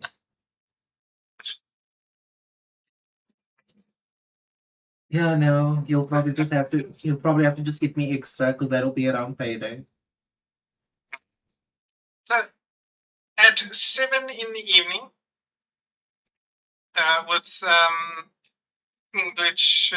Shamal having been out looking for stuff and that, Shamal gets back to the two Talison's group and that when they're getting about ready to move. And then the following 2 hours occur, and at around 7 in the evening, they start riding up over the hill. Are you guys at the gate to greet them? Yeah. Yeah, sure. Okay, so you all greet them, and Jace, do you still look like Janus? Like, have you dropped the glamour entirely? I would assume so, because the thing is, they can't be taking it on and off the entire time that I'm here. Okay, so Taliesin now does get to see the genuine you, the genuine Janus. And you also do actively see as he comes over and he rides up, he spots you. Even at a distance in the relative dark, you can see his jaw tighten. That man is like, fuck you, fuck you, fuck you, fuck you, fuck you. But he then rides up and he jumps off down from the wagon there. He gives a wave. And as he sees Lord Eldrin and Lady Janine standing beside you, he gives a very polite and cordial bow. Something you never taught him to do, especially when around nobility. So, but he gives cordial bow and he then looks towards you and he says, "Well, sir, what are we actively doing here?" Are you asking us or are you asking yourself? Taliesin is asking you as Jace. Okay, repeat the question to me. No. So, what are we doing here? I have arranged for the slaves to be taken in and taken care of.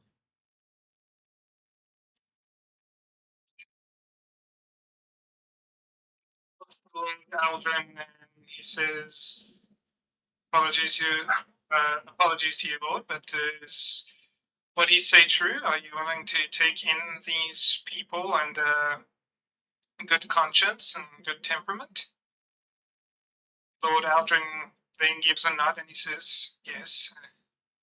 I'm sure it's hard to see in the dark, but we are in much need of assistance taking care of the estate."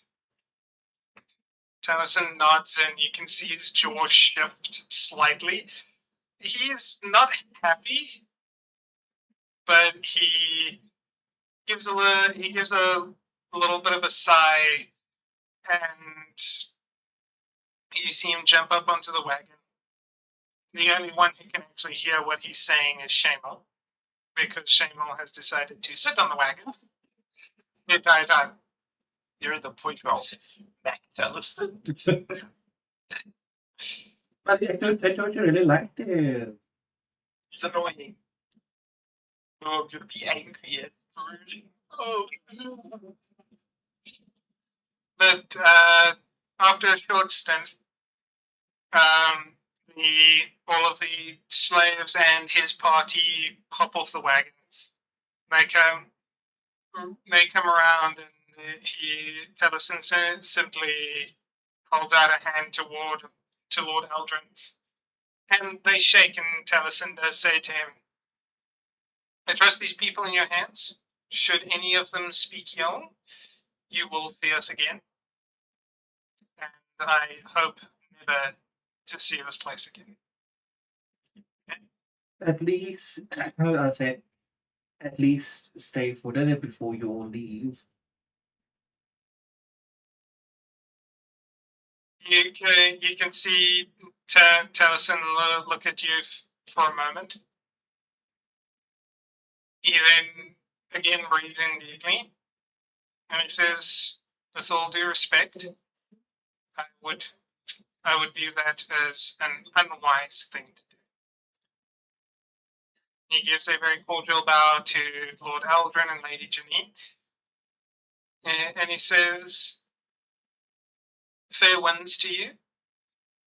And leaving the wagon there, him and his party just start walking off back in the direction they just came from.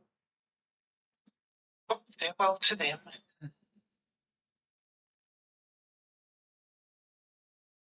At least we're gonna have dinner.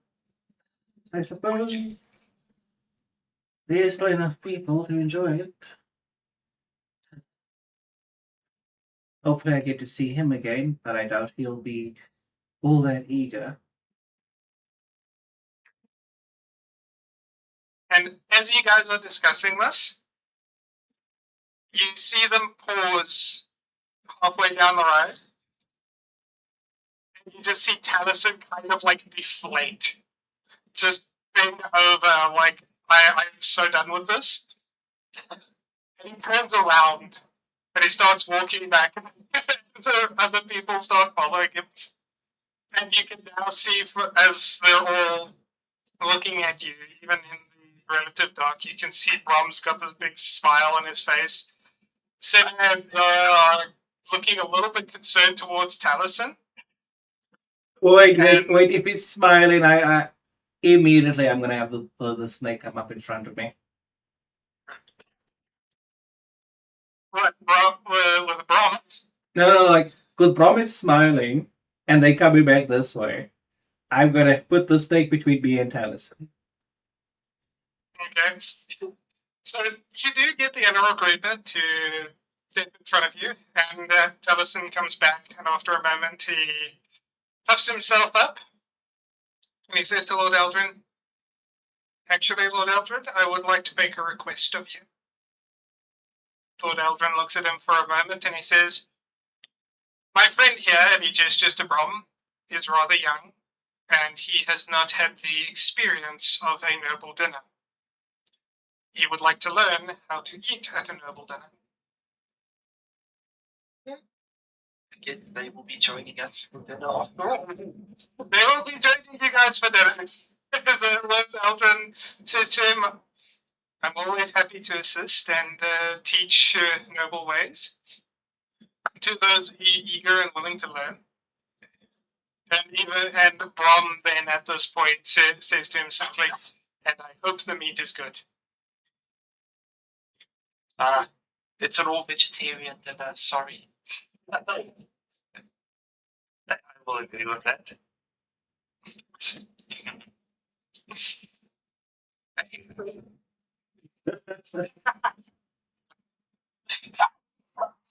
So with that, you guys all go into the hallway, go inside, and even the slaves and whatnot with the dinner and everything. Everyone is seated at the table, and many of those who look at this and are happy to help. The maid does start directing them.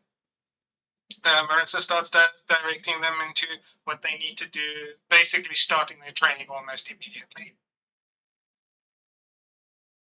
And for this special occasion, they do all get to eat with everyone in the banquet hall. And this is where Jace really does see how much the staff has been cut down. Because all of the remaining staff, everyone you saw out in the fields, all the guards, Marissa, the 2 cooks, all of them are then seated with the 5 of you, Talison's group, and the slaves that came in. You're all seated at the primary dining table. This is a very large table, but you remember, just does remember that the previous staff complement needed about 4 or 5 of these tables. And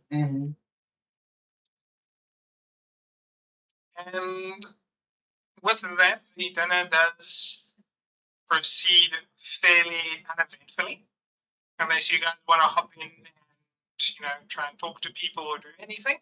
You telling me Taliesin really isn't trying to cause shit? He's not. He's sitting, he's eating his food. Brom is rather entertaining to watch because Marissa is standing next to him, and Brom is about 2 or 3 times his size. It's your manor is one of the few places that Brom can actually fit inside. Lol. Can I play music for the group? You can. Give me a performance check with advantage on this one. Love to see that. Awesome. So you do play for the group. You play for everyone during the meal. And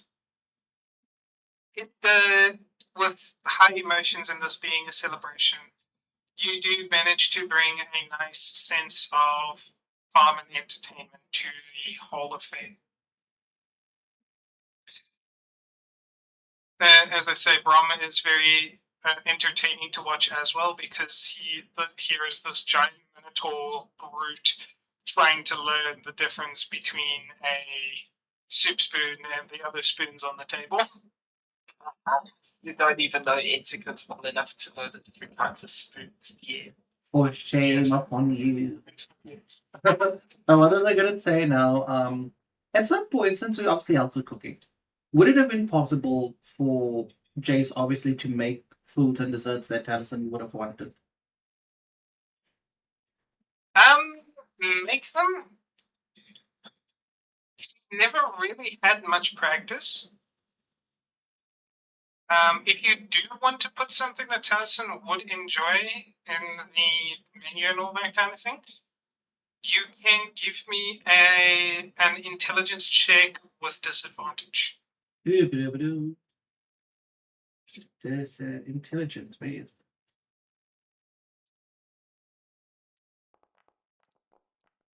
it? 5. You dumb bitch. I'm so dumb. Okay, now give me a 1d20. A 1d20. Poisonous.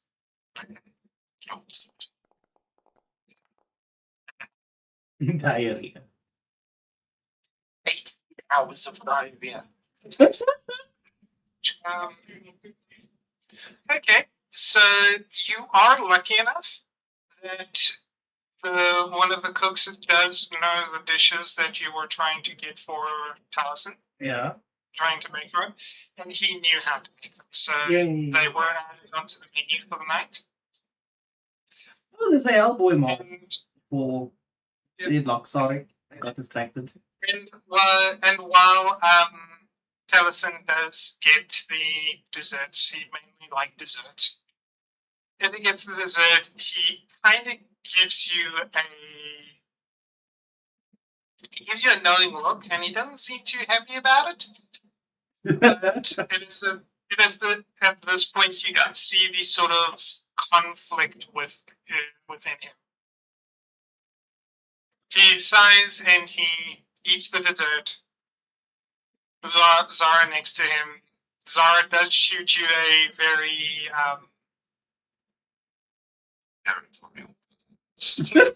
less territorial, more disapproving one. Like, you're kind of a dick. I'm a dick when I do something nice. I'm a dick when I don't do anything. Am I just a penis made manifest? If you would like, I can get her away from talent. Keep her distracted. If you want to. In case you wanted to be nice to him or talk to him, I can remove this wench from the equation.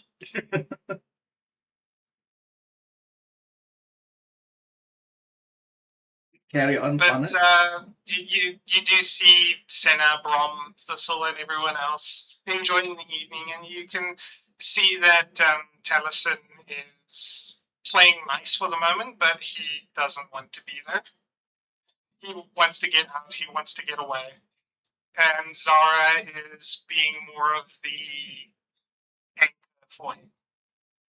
Like, she's the one that's letting Brom indulge and keeping the group's spirits up and high. Though Taliesin is taking a little bit of a toll because of it.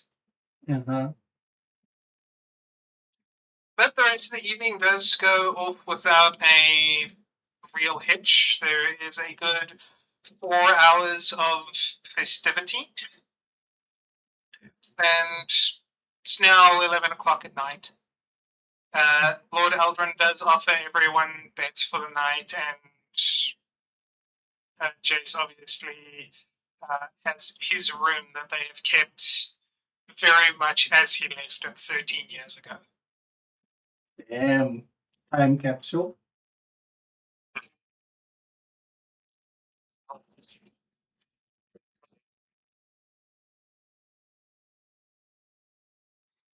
Gosh, it's like how difficult would it be to get Taliesin to my room to speak to him?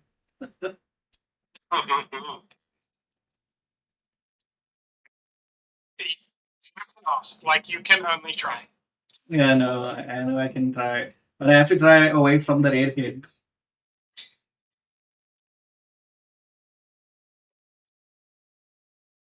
If I see an opportunity where he's going off by himself, I will take it.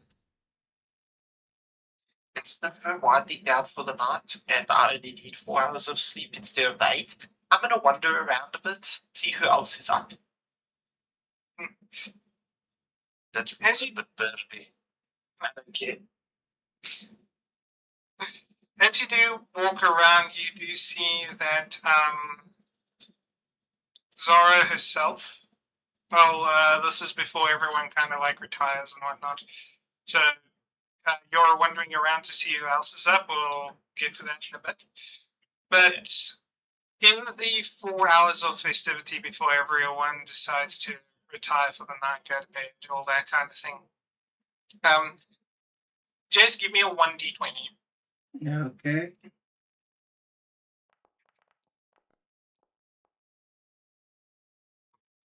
So you unfortunately don't find a point during the night that allows you to kind of get a moment alone with Taliesin. All right. Not every moment was he around Zara, but the other times he was around someone like Brom or Senna. You saw him at one point even outside with Thistle, just walking around the vines and things. Fair, fair.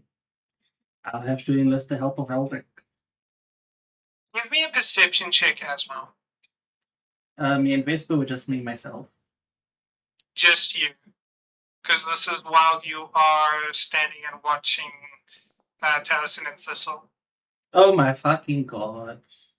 What is my roll when I need to roll perception? Every time I need to roll perception, it's like you will roll low. I don't even have the mask on. Yeah, you can't blame the mask. It's not 2%. I'm just short-sighted, you know. They just need glasses. That's it. But yeah, so you just kind of notice them walking around out in the vineyards between the vines and stuff. They're walking through, and yeah, you don't really get a moment to get alone with Taliesin. Okay. Then as everyone starts winding down and getting ready to bed, go retire to their rooms and everything, you do note that Taliesin specifically requested to be put in the servants' quarters, basically the outside buildings. Yeah, and is there anyone else there? Most of the staff stay in the outbuildings. Okay, They do all each have their individual rooms. Taliesin did ask that he essentially share a room with at least one of his group. And who is he sharing it with?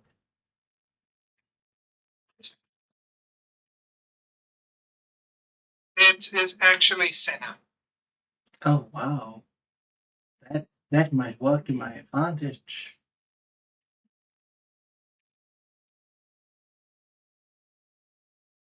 Yeah.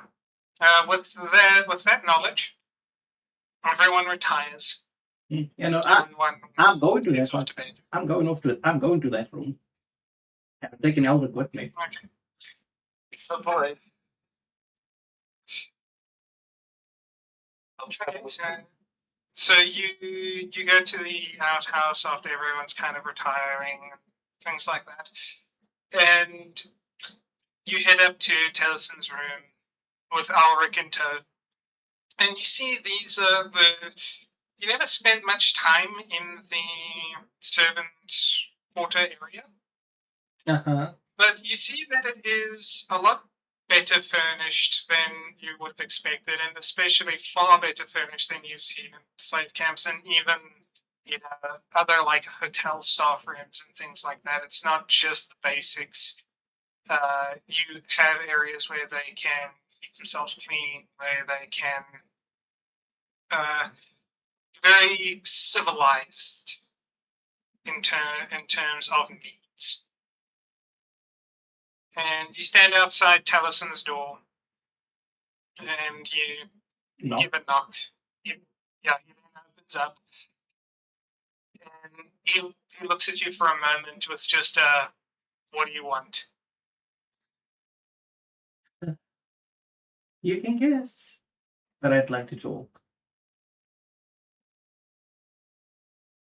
He sighs and looks back at Senna for a moment. Senna, as a little halfling woman, gets up, goes to him. She takes his hand for a moment and she says, "You'll do okay."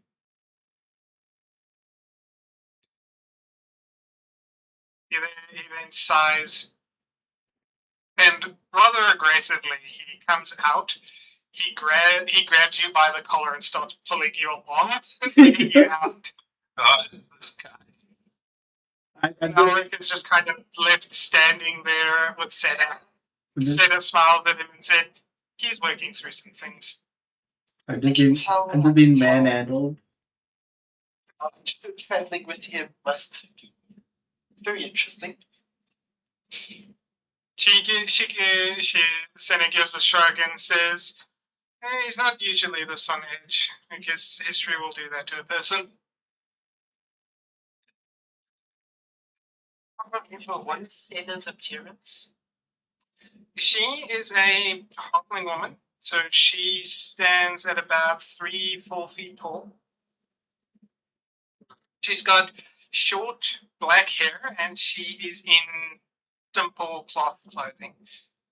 You do notice that she does have some pouches on her, but she never carries any weapons. Well, then I would say to her, while they're talking, we should talk as well. I'd love to hear some stories of your journeys. Okay. Well, you guys sit down and have a chat in Tellison's room. Tellison, once he drags Jace out to a relatively quiet area, he then lets go. Chatting. Yes, chatting. You're not doing anything else. Chat. But yeah, so Tellison then releases Jace and he goes, "Just talk. Let's get this over with." You were right. I am incredibly selfish. In doing all of this, I just only considered myself. At no point did I care for anyone else in a way that actually would matter. Looking at how my family's estate has turned, because I wanted to run away because I wouldn't live up to expectations, and then got sold by my friend into slavery. Then I done so much after I escaped. For one reason and one reason only: revenge. Then I decided to change and do something else. Then came across you, and I done the exact same thing I done before, which was just consider myself. Because as much as I always will think I did what I did for the right reasons, you most likely were in the same position as me. Very, very desperate for the approval of someone else.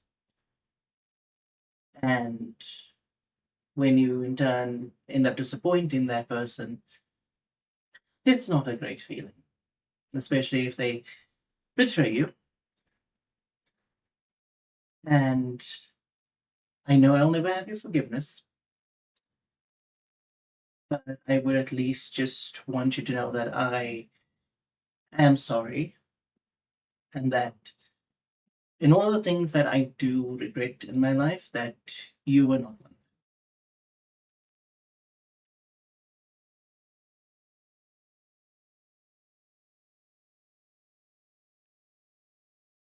Once you finish talking, again, you see his jaw kind of shift a little bit.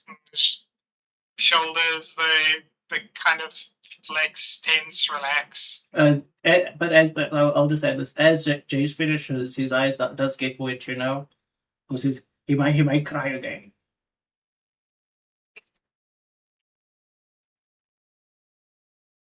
Yes.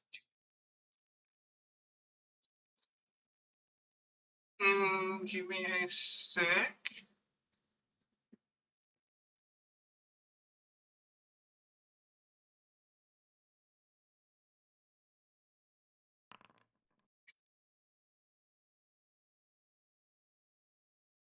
Okay.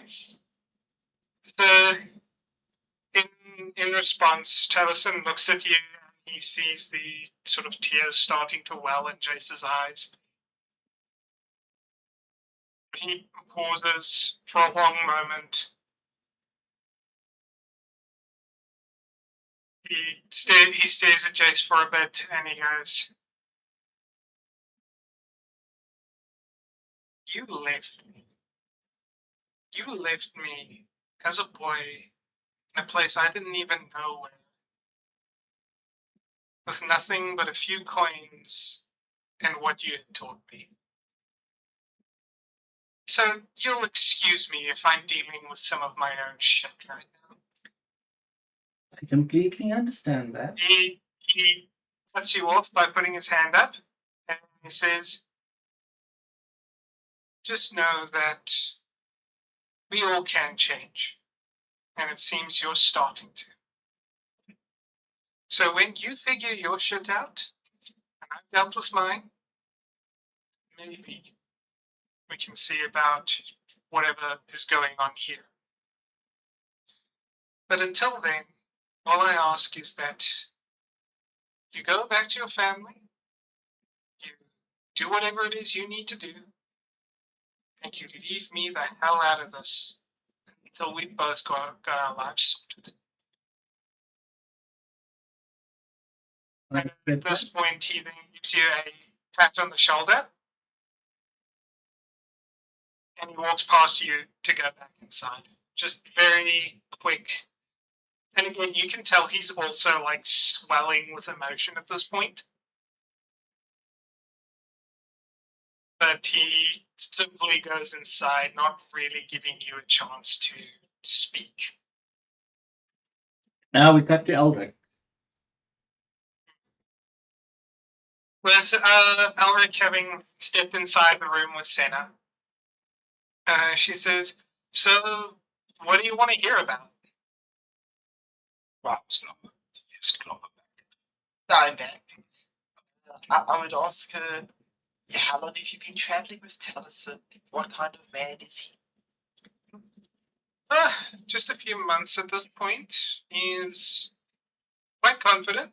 He's an incredible shot with his bow. And he hasn't steered us wrong yet. Honestly, the few times we've had problems, it's kind of been us messing up.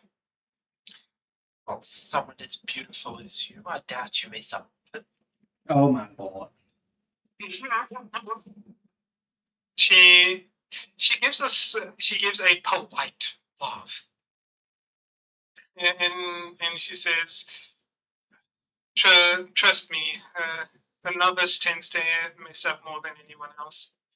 And what they do say is that the master has failed more than a novice has ever tried. So, just them for the ages. There's a lot that you can learn.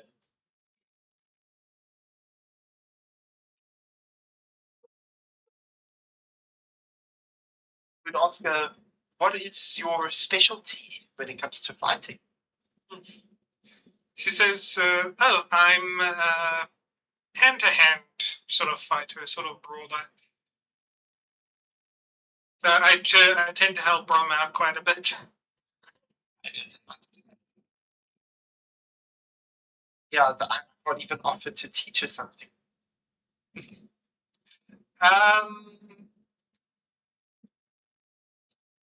Just for the record, have any of you actually guessed what she is?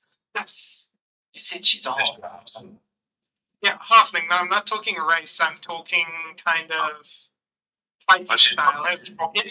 She's probably. Yeah, my guess would be maybe like a blonde. You guys are correct, although I'm pretty sure you're not going to be able to guess the type of monk. Well, since I'm speaking with her, asking her about it, I would like her to tell me more. She puts one hand into the other, almost like she's a little bit mad about it, and she says, "Well, I was being trained as a monk, but unfortunately, my training was cut short when my monastery was attacked." She gets a little bit choked up for a moment, but then she breathes, centers herself again, and she says, "It's a very sad day. And that was when I, still as a novice, was taken into captivity. I'd been in captivity for several months before Taliesin found me. And even though he gave me chance to exact revenge on my captors, I chose to follow the teachings of my monastery. Is she way of the way of mercy or something?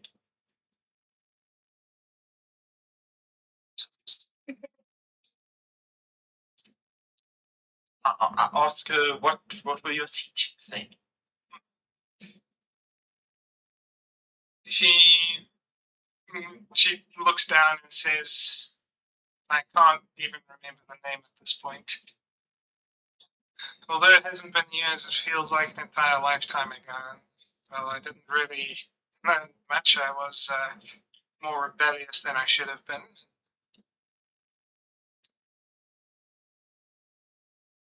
She pauses for a moment, seeming very contemplative, before she looks up with a very measured smile, and she says, "Well, you haven't told me much about yourself. You're very interested in someone who, let's just say, doesn't have the brightest of pasts." I think everyone has their own skills at the club. There's always people who are doing the similar kind of work we are. I am a bard, high elf, who fell into bad times and joined the Adventurers Guild. Well, so you joined the Adventurers Guild to pay off gambling debt? Something like that, but also realized that living life, gambling house wasn't. Now I'm helping people. You're cutting out pretty badly. Okay, I don't know why. Yeah, no, because everyone else is fine. It's literally just you. I can hear you all perfectly. My packets. Okay, can you guys hear me now? Yes. Yeah. Okay. I tell her that I go to gambling debts, and I also realize from gambling house to gambling house wasn't what wanted to do. So I joined the adventurers, and I've made a new life for myself. Oh, okay. So I see what's happening. He's delayed. That's what's No, happening. I'm getting to myself. It's just my fucking signal, guys. I'm so sorry. Yeah. This code is useless. I think Yeah. next section we can try and use Matrix. Yeah. Matrix would be pretty okay for that. But yeah, the gist of what I was saying come through. Yeah. the gist of what you said came through, so I can work with it. Senators give a little bit of a nod. And she says, "Well, when we're called to something higher, we're not generally in the best position to accept it. I'm glad that not only could you accept your higher calling, but that there was nothing holding you back from taking it." That is true. That is true. Although, despite my more serious line of work, I still make space for fun from time to time. That you do. Give me a moment. Rolling down the river. What's your passive perception? Give me one moment. Let me check. My passive perception is My passive perception 16. Jeez. Okay. So Senna continues on a little bit. Well, I will say this Jace fellow, or the one now with white hair, he seems to have a lot of history with Taliesin. Do you know anything about that in particular? Because he doesn't seem a particularly, let's say, savory character. He's a good person, even though he's been through some. I know a bit of his history, but that's not. You can tell her. You can tell her. I'm actually more concerned about Taliesin not wanting. Oh, Because if Taliesin hasn't told them since he met you, then I'm not going to say. fair. But what if this is your way to get in bed with? Oh my god. Find out about her what's Taliesin. Yeah, actually, that's a good idea. I'll say to her, what has Taliesin told you? Through his words, not much. He has actively avoided the topic quite extensively. Through his body language, however, you can see that he is not exactly okay with it. I'll tell you this. They were very close at one point, and they parted quite some time ago on a very difficult term. And I'm pretty sure neither of them thought. You cut off that thought. I thought I'd meet thought again. they never see each other. Okay. Senna gives a nod with that, and she says, well, the world does have a way of bringing people back together.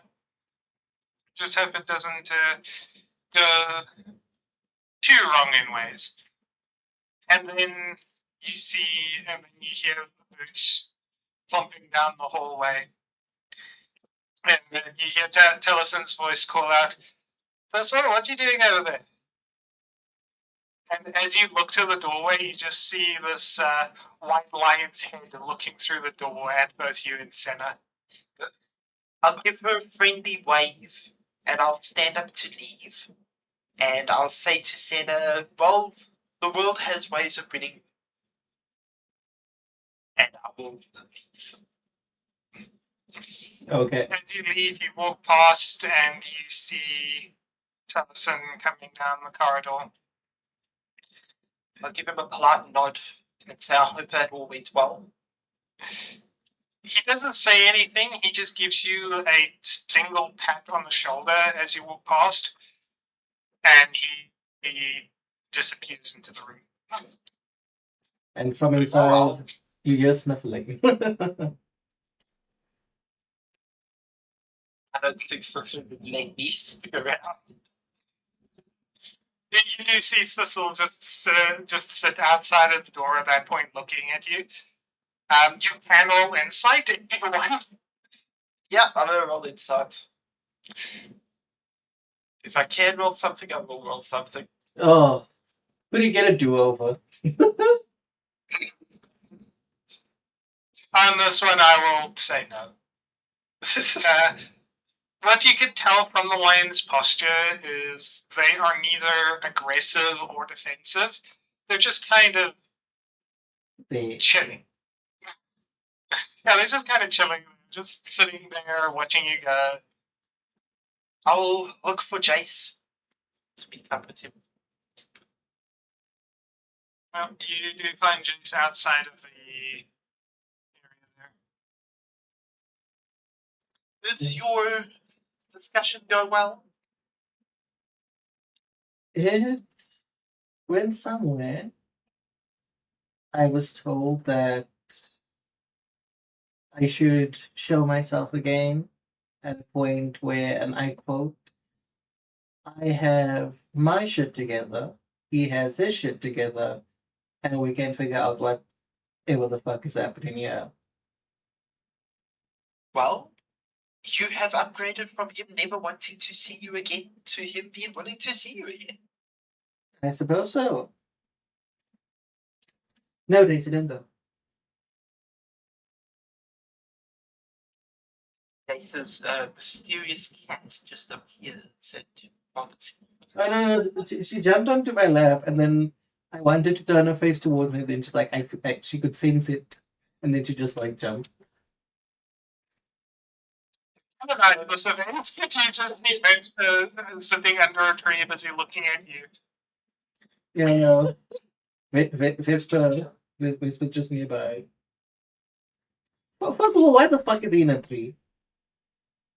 He's sitting under a tree. Oh, under a tree. I thought he was in a tree. I was like, why? You could say that he's in the tree. He's having fun. Yeah.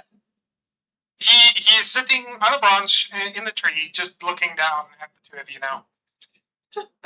Is there a reason you're up there? He stares at you for a second, and then he just licks his front paw. Well, I hope you can get down by yourself. He stands up, gives this very long stretch, turns around on the branch, walks down, and then hops down on several branches before he hits to the ground. We should still remember that Vesper is a wolf, not a cat. Yeah, I don't expect wolves to climb trees. Wolves can't climb trees. I don't know that. Oh, yeah. And then I guess He's just very well trained. Yes, high acrobatics. I'm still gonna wait before I do my late night skulking around. Okay. Yeah, Jason's gonna go and sleep. Yeah, I'm gonna do it once everyone is asleep.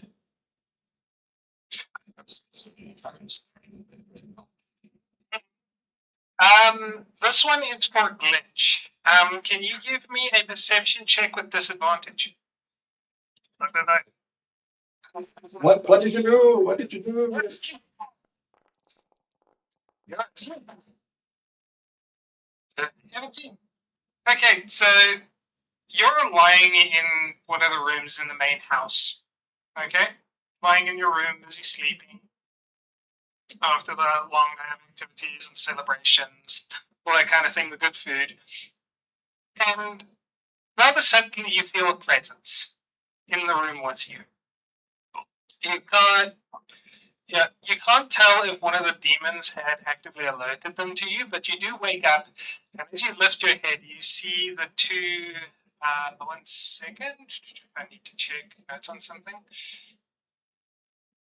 What is Black and Assassins? No, Jason, Yeah. people are going to kill me now. It's actually the maid coming in the middle of the night to Imagine. I look too dirty. Didn't do it. Dirty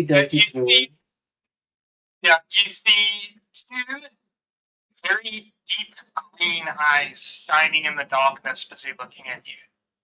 So far. Yeah, that's enough. And you hear the growl of a large cat. I have no idea about this. Yeah, see the lion. See. As you peer into the darkness, you start to make out its shape, and it looks like Thistle. And she's looking at you very intently. You can roll me an insight now as well, just straight normal, and you can give yourself guidance.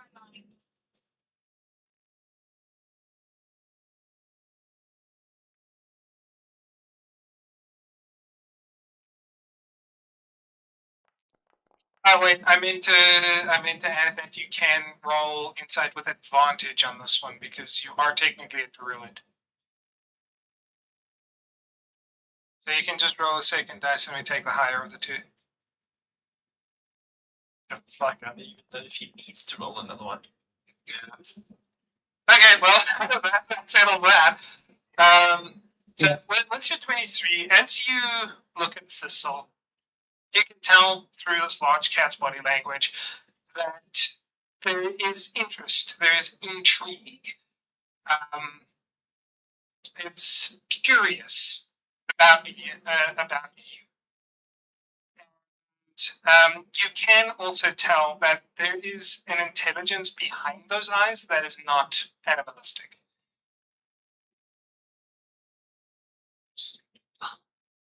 It can speak. Can I just turn into a lion and then speak to that lion? Since you have seen them, you can attempt to do so. So you can wild shape if you want.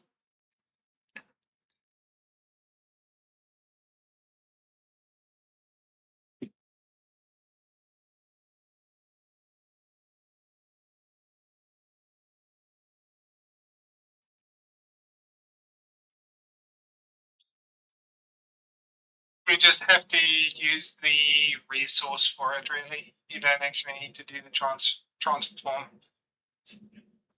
Okay, yeah, it's easy. I just like that. Yeah. So, as you wild shape into a white lion like her, she tilts her head to the side, not startled or anything like that. But with the inside, you can see she's now even more interested. I bet she is. Not in that way. Last time she's. Oh wow. But you then see her move up to you, not in an aggressive manner. And you can't directly communicate, like you can't just speak. It's not a form, it's not a language barrier that's preventing communication. It is the method of communication itself that is a problem. So she becomes more interested in you, and she walks towards you, sniffing the air slightly, tilting her head, almost trying to work things out and understand. And after a few moments, you see this white lion very suddenly bound to the window that is open. And this lion jumps out and in midair transforms into a bird. It's a druid. I cannot do nothing to a bird, so I cannot follow. Can I try to follow on land? You can try. In your wild shape form, you can go out the window. You're not on a high floor. It's just that she jumped out, transformed to a bird, and started to fly away in a direction. I'll just jump out and run after. Okay. You follow her, and she sort of soars through the air. She doesn't seem to be trying to lose you or anything like that, but she doesn't seem to be leading you anywhere in particular either. And you guys travel for a little bit, and you go into the forest surrounding the estate. Secret meetings. And then she glides down again. She glides down again before transforming back into the white lion. And she turns around and looks at you.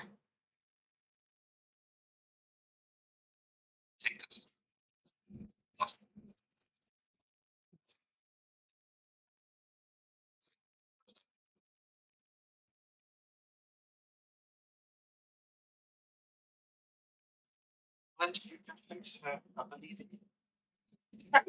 in you. Thing is, Glitch is a very different type of druid.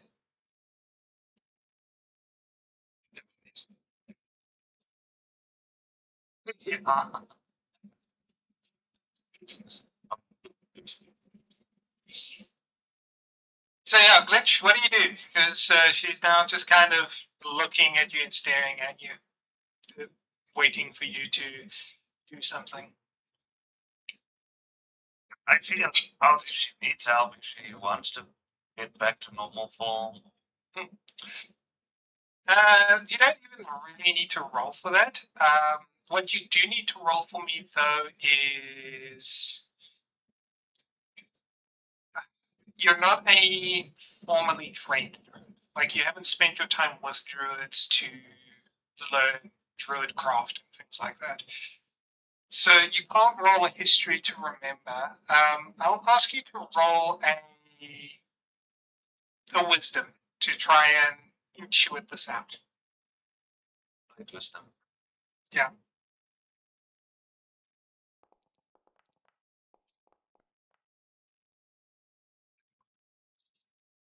So with that, you do look at her and she doesn't seem to be in any form of discomfort, not really wanting or needing help at all, it seems. But you can tell she feels far more comfortable within nature itself. She didn't like the confines of the building, and as you think back a little bit, you remember her back in the Wayward Pig, you remember her in the buildings around. She always seemed just a little bit tense, and while you two are now in nature, she seems far more relaxed. She wants to be. And from what you can tell, that isn't quite it. Because I don't have the feeling that they are keeping her by force. Well, just with her traveling this far, you can determine that she can leave whenever she wants.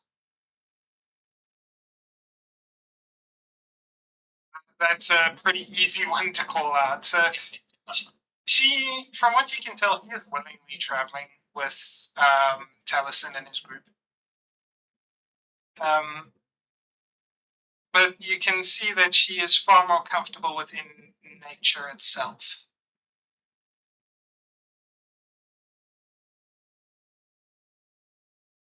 Anything you want to, try and work out? Anything you want to do? I speak with animals, but I don't have it prepared.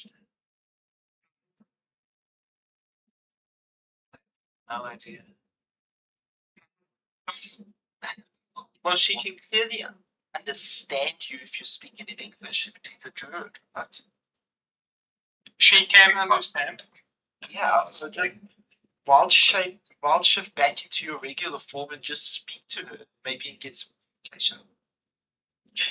Yeah, I will have to transform back. I cannot speak while I'm in my form. Yep. So I will transform back and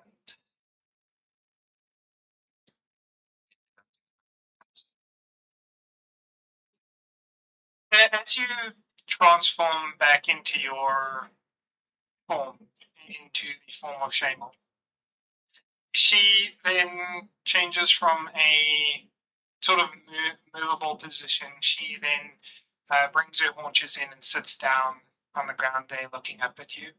Again, very curious, very intrigued. It's almost, with your insight, it's almost as if she didn't know that that is a possibility.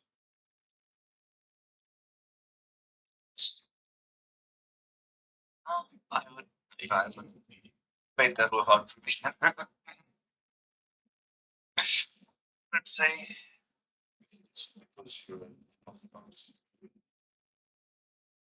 No, I think she's the unorthodox one. At least I can transform back to my human form.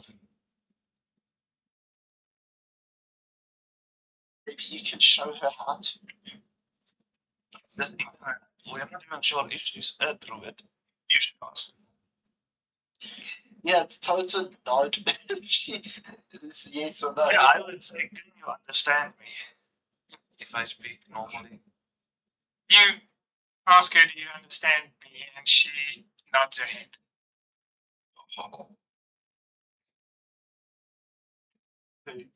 Tell her, are you a human? Have you always been? She, as you ask, are you human? She shakes her head. And when you ask, have you always been a lion? She shakes her head.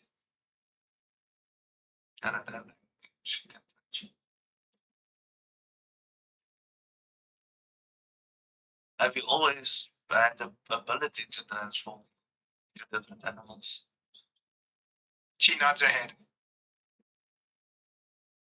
Interesting.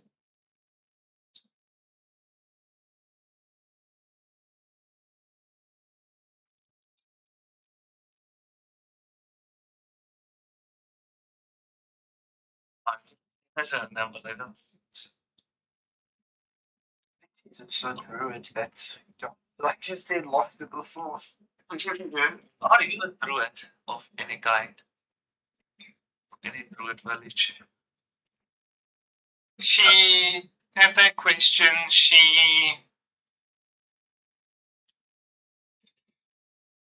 looks a little bit conflicted on how to answer this. And she puts her paw in the dirt, in a patch of dirt in front of you to very clearly make a paw print.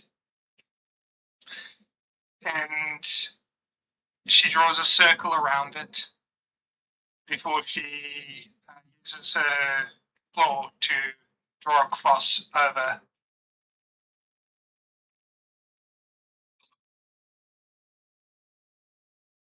Yeah, do I notice something? Well, the paw with the circle around it, you can sort of intuit out that that is basically a druid circle. And then she puts a cross over it, which signals that it was there, but it is no longer there.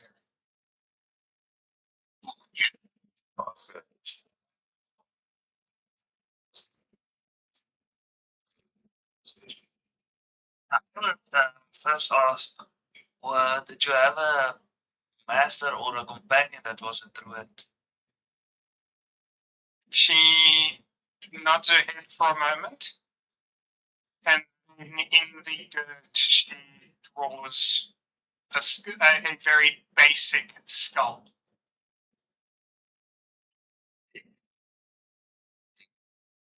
Some fake creature, like the ones I can summon, and mine disappear after a while.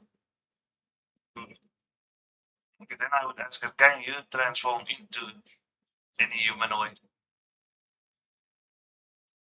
She gives a nod, but she doesn't transform.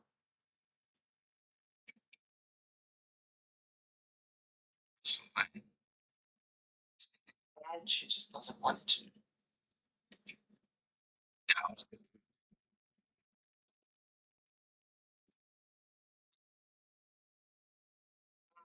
Transforms and then you can speak. She looks at you for a moment and she nods her head. You can't tell if it's because she simply refuses or because she can't actively transform into a humanoid at this point.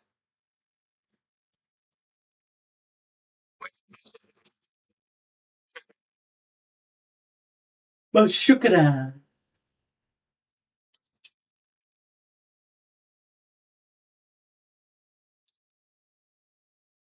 They know.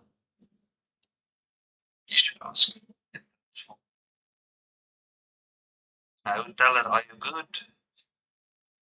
Yeah. Oh, I don't want to leave you. Yeah. As you ask that, she tilts her head to you for a moment. She walks up and she gives your hip a sort of nudge with her head, which is a general animal indication of I'm okay. And then she starts running off back to the outbuildings. Then I'll start walking. I'm not running in my human form. So low. So lazy. Oh, it's good having that. I have 4 balls when I'm walking. You can. What does they say? You can act like you do. And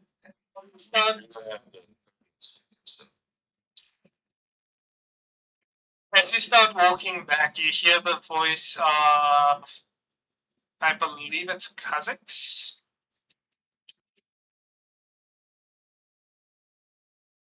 Yeah, you hear the voice of Kazakhs, the demon within your left pauldron. And all he really says is, she seems nice, if a bit naive. We have a private You know moment. which one? I have you here. I'm almost good about this. I would ask him if they can sense any of those armor pieces nearby. You ask, and he says to you, nearby is a very relative term, my friend. The only thing I can tell you is the nearest piece is somewhere to our going southwest.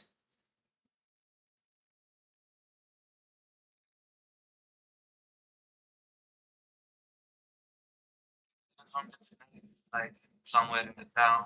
If not, that's. Can you at least keep me informed if we get close to one of them? Oh, trust me, if we get very close to one, you will be the first to be informed. Just, well, I only know a relative direction. It's not great to try and get your hopes up.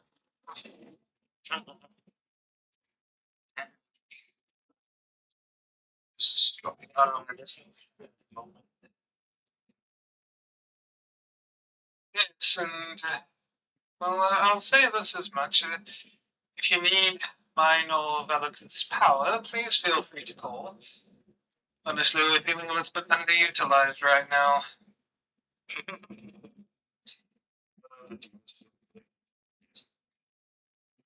Well, most of your combat is. Your assistance is combat magic. We haven't had much combat lately. But tell me about it. This journey has been the most dull thing ever. So little bloodshed. I mean, the most you had was those werewolves, and you didn't even cause half of it. Yeah. Do you know who was that shit? He goes silent for a moment, and he says, "About all I can tell you is they have shadow magic."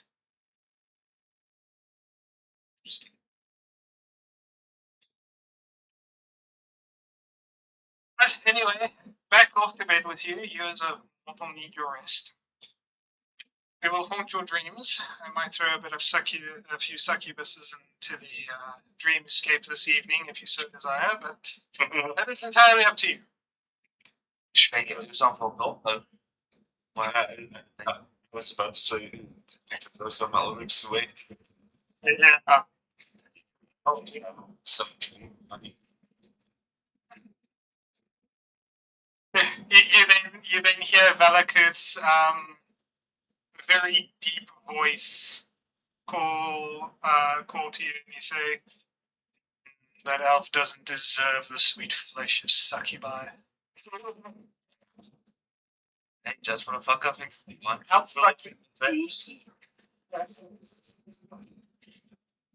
I would tell him if he wants to screw up him a bit. I'm not against it.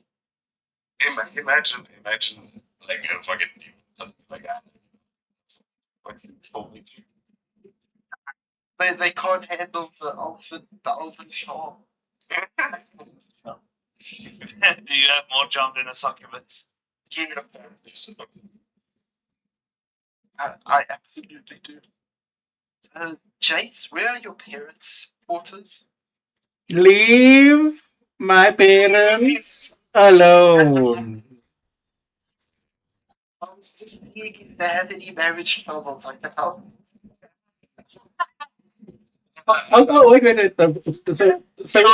Wait. So we're doing this in character right now. Elric? I was like, are we doing this in character? Because I will tell you shit. Fuck it, we're doing it in character as we're walking back to our. I'm so I can't thank you. I love both of you. All right, let's take this from the top. Jokingly say to Jace, you know, it's been a while since I've had some fun. Tell me, where's your parents' quarter? Alric, I do Yes, hope they you're are. joking, because I will lock you out of the building and leave you out here. I got some practice in the summons in dealing with marital disputes. Just Lemon because, in the hand. just because you whore yourself out to every single person that seems in desperate need to get their itch scratched doesn't mean that my family needs your services. The son they never had. You'll be dead before you can get to have that. But how bad would you look if you had to kill your parents' love? I have killed many for less. Well, Jace, dream of my friend. I'm just gonna forget this conversation happened. I'll laugh my arse off as I head back to my room. I'm gonna do my trance for 4 hours. The other wander around the castle a bit. Not a castle, but or whatever. See, if I come back out to go and sleep, I must come into the front door again. You can, or you can go through the window. You jump out of the back. To the window. Balls. So the sweat drips down Open up the door. Open up there to go and sleep. I can imagine one of the caretakers at the front. What? How did you get outside? Mine. But yeah, so everyone now finally gets the chance to go to bed. Ulrich takes his 4-hour trance. Always is the sound of such fucking bastards.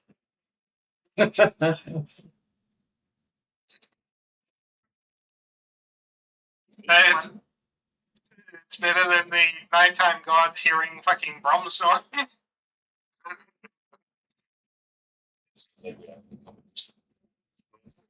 A snore. But yeah, so Ulrich, while he walks around and checks out the manor and whatnot, he does see Zara standing outside in the courtyard around the dry fountain. Slap her. I will approach her and say, someone who sleeps very little, I see. She looks at you and she says, well, elves don't need much rest, and of course you know all about that. He gestures very broadly to you up and down. I'll say, well, it does leave us with lots of free time. Rest parties. Free time to contemplate life and all it throws at you.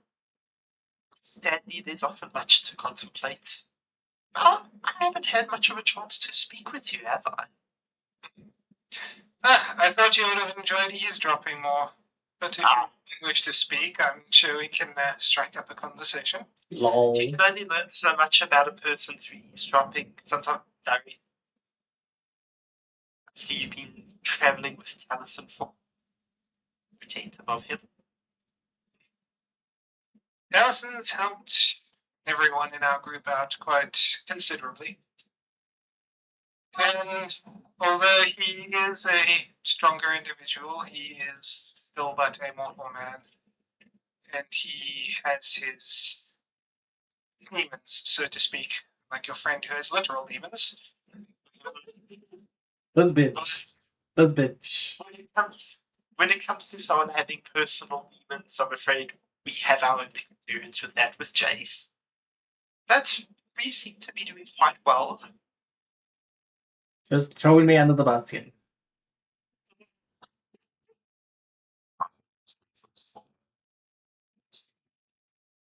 How long have you been traveling this time?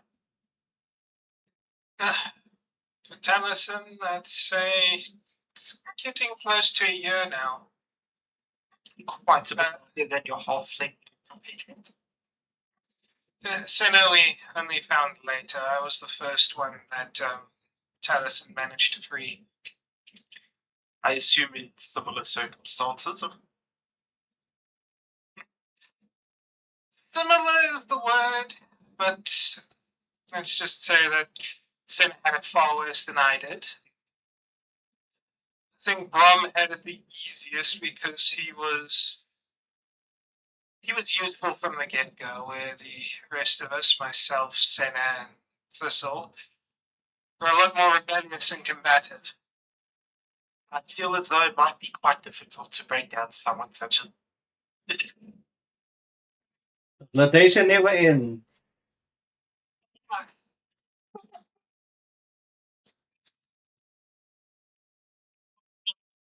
Kind of looks at you for a moment and she gives a little bit of a sarcastic, almost sneer at you. And she says, "Well, seems you're the flirtatious one of the group.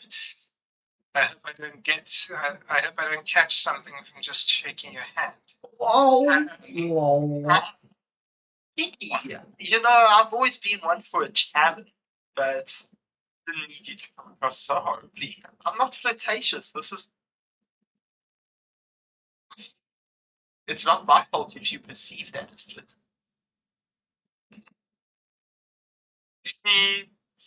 She pauses for a second, and you can see something work in her head for just a moment before she sighs and she says, "I do apologize. I might have come off a little bit more hostile than intended." I'll play it off with a laugh and pull out the other bottle of wine that I have and say, "Late night drink? No expectations, just for the help." She looks at the bottle and she says, "You should only offer me that if you're not planning on getting any yourself." So you're someone who believes you may be able to outdrink me?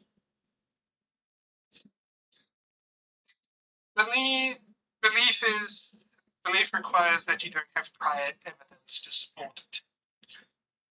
Well, I have spent a bit of time walking around the company. Would I know where the alcohol is kept in the manor? Just a bit of exploration and spending time in the kitchen. Yeah, having spent time in the kitchen, you did see that they had mostly cooking wine in there, but you are also on a complete vineyard. So you, having walked around the manor for a little while, you have seen the outer buildings. You have seen where different workers have taken yes. bushels of grapes and things. So you would have a pretty good guess and idea of where the current fermenting wines are also being stored. I'd say to, well, this bottle wouldn't be the only alcohol we have access to right now. We are, if you'd like a little bit of a wager, let's have a look.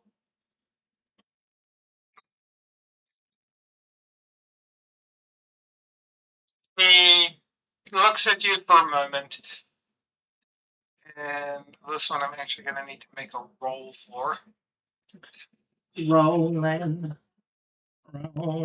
the river. If I have to, I will roll persuasion. She looks at you for a moment and she kind of snatches the bottle from you, just straight out of your hands. She goes, "You're on. Let's see who passes out first." We are going to go raid the wine storages.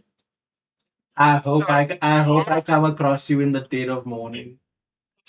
I hope I come across you.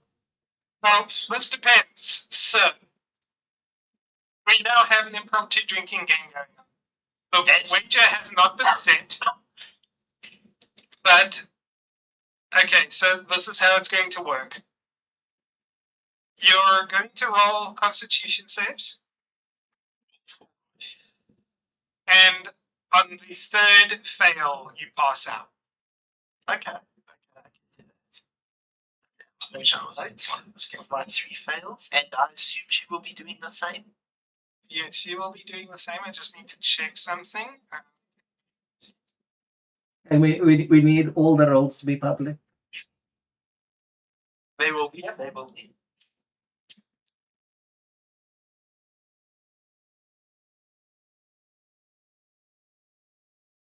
Then I will ask her, what would she want if she wins?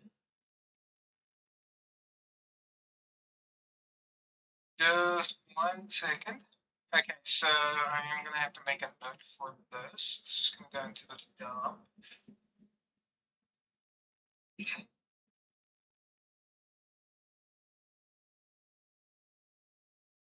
Okay.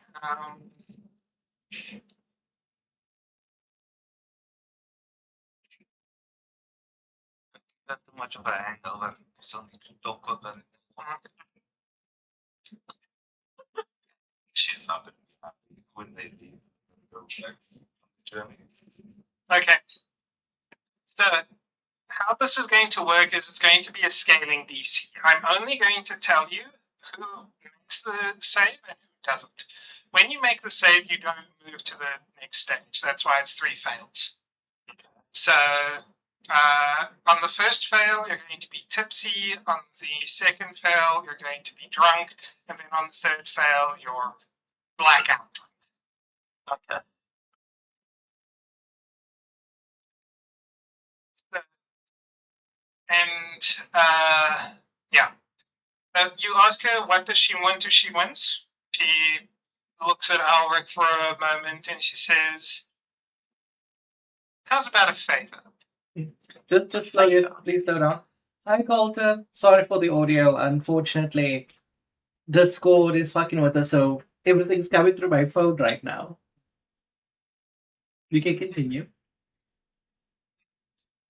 That is quite broad, so I would really hope I'm of equal value in return. She simply says, well, as far as equal value goes, that's what you would think the favor would be. But I'm not going to tell you the favor, and I can cash it in whenever I so choose. Very well. Then, in return, okay, this is out of character, but before, when we were finding out about her brand, she was real. Hers was self-applied, right? Yes. Yeah, hers was self-inflicted, and it Was scarred her. Was Ulrich given this information? I can't remember if I was there when we found out about that. Or... No, it was Jace asking her about her slave brand. So, would Jace have told Alric? I would have mentioned it because I do recall saying that I don't trust her. Okay.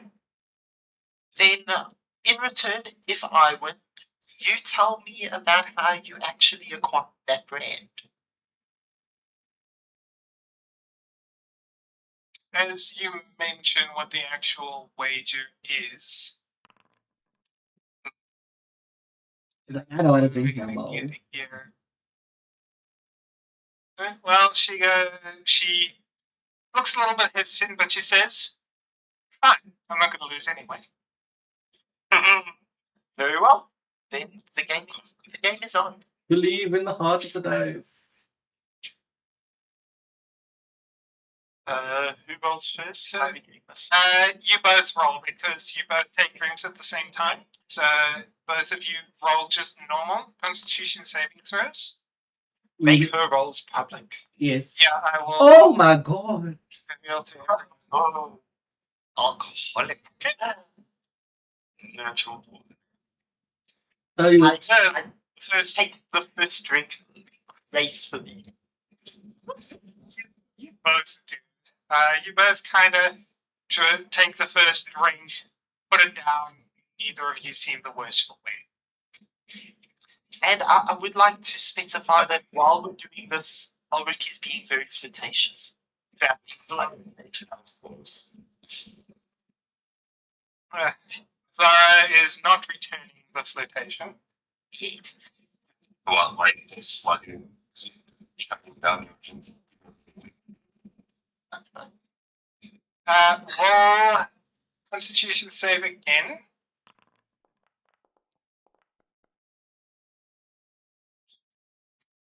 And hers. Oh, Wow. and what have you fucking failed?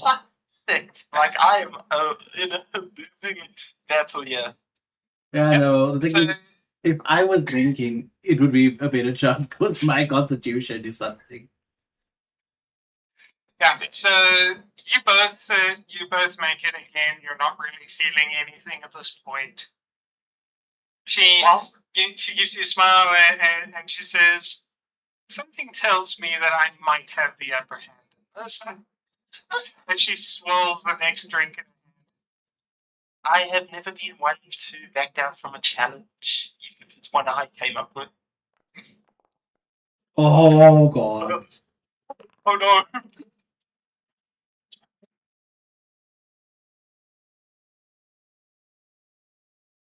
Sitting here biting my fingers with nail. What was the roll there? Her roll was a 19. Yeah, you failed first easy. Fail the save. So you feel yourself start getting a little bit on the intoxicated side, a little bit tipsy. And she notices the flush on your cheek starting to happen, and she goes, "Well, this is looking better in my favor, and you can always forfeit if you want to end up passed out." Oh no, dear, I will not be quitting.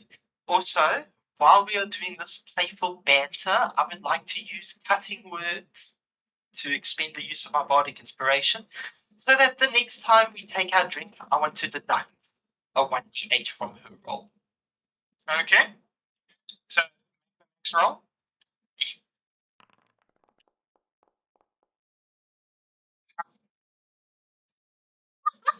Woo! Let's see Okay. how well Roll the 1d8 that you can deduct that. Yeah, give me one. 8, 8, 8, 8, 8, 8. For the roll. Why is it not using it? Oh, let me just roll a regular one. Yeah. Are you cheating I now? would like to deduct that from her roll. Okay, so 20 minus 7. That 13. means we're down at a 13. Does this push us to a Okay. tipsy state? Yeah, you fail yours, and so you're now 2, and she is 1. I will use my last piece of bardic inspiration on the next roll as well. Okay. But I'll see. Depending, if I roll badly, I want to use it or not. If I roll well, I want to use cutting word. Okay. Ooh. I think I'm back regardless. Get to do her roll. Jesus. Make the roll of it. Not a 7. Yeah, you're fucked. Oh, fuck it. I'm just going to roll cutting words just so that she can get drunk as well. I'm passing out. She's gonna be a lot. Oh, Actually, she is. Oh, That Oh. one dropped it to the threshold. By the way, it's meet or beat. So yeah, So- she doesn't get drunk. come on. Please give me that. Needed a 15 for that.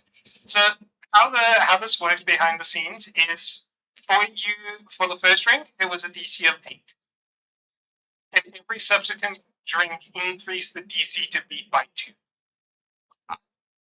So it went from an 8 to a 10 to a 12 to a 14, 16. Okay.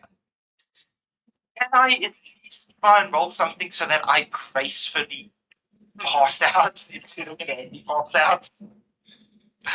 Okay, I'm gonna have you roll your charisma save. Okay.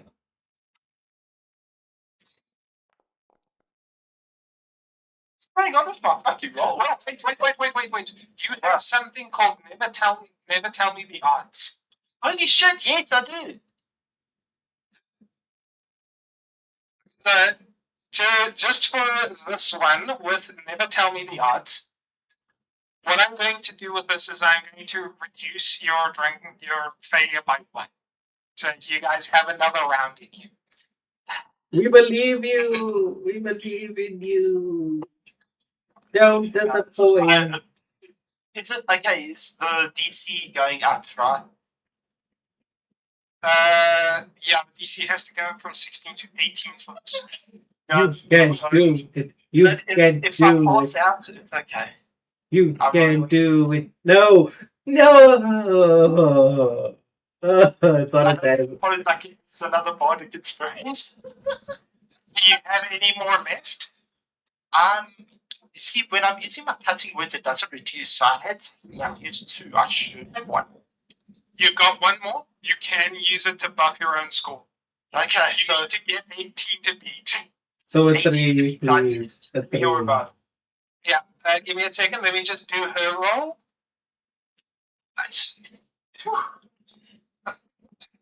She fails. She fails. So you're 2 and you see, Okay. you didn't see the heat in her cheeks rising up when she got tipsy, but you can now see that her face is actively starting to flush. And she's slurring her words a little bit. And now You guys are talking and bantering between each other.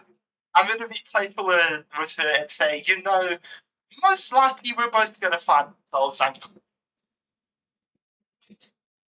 Do you want to keep going? Just give me a second. I want to check something here. I hope you both pass out. I hope you both pass out.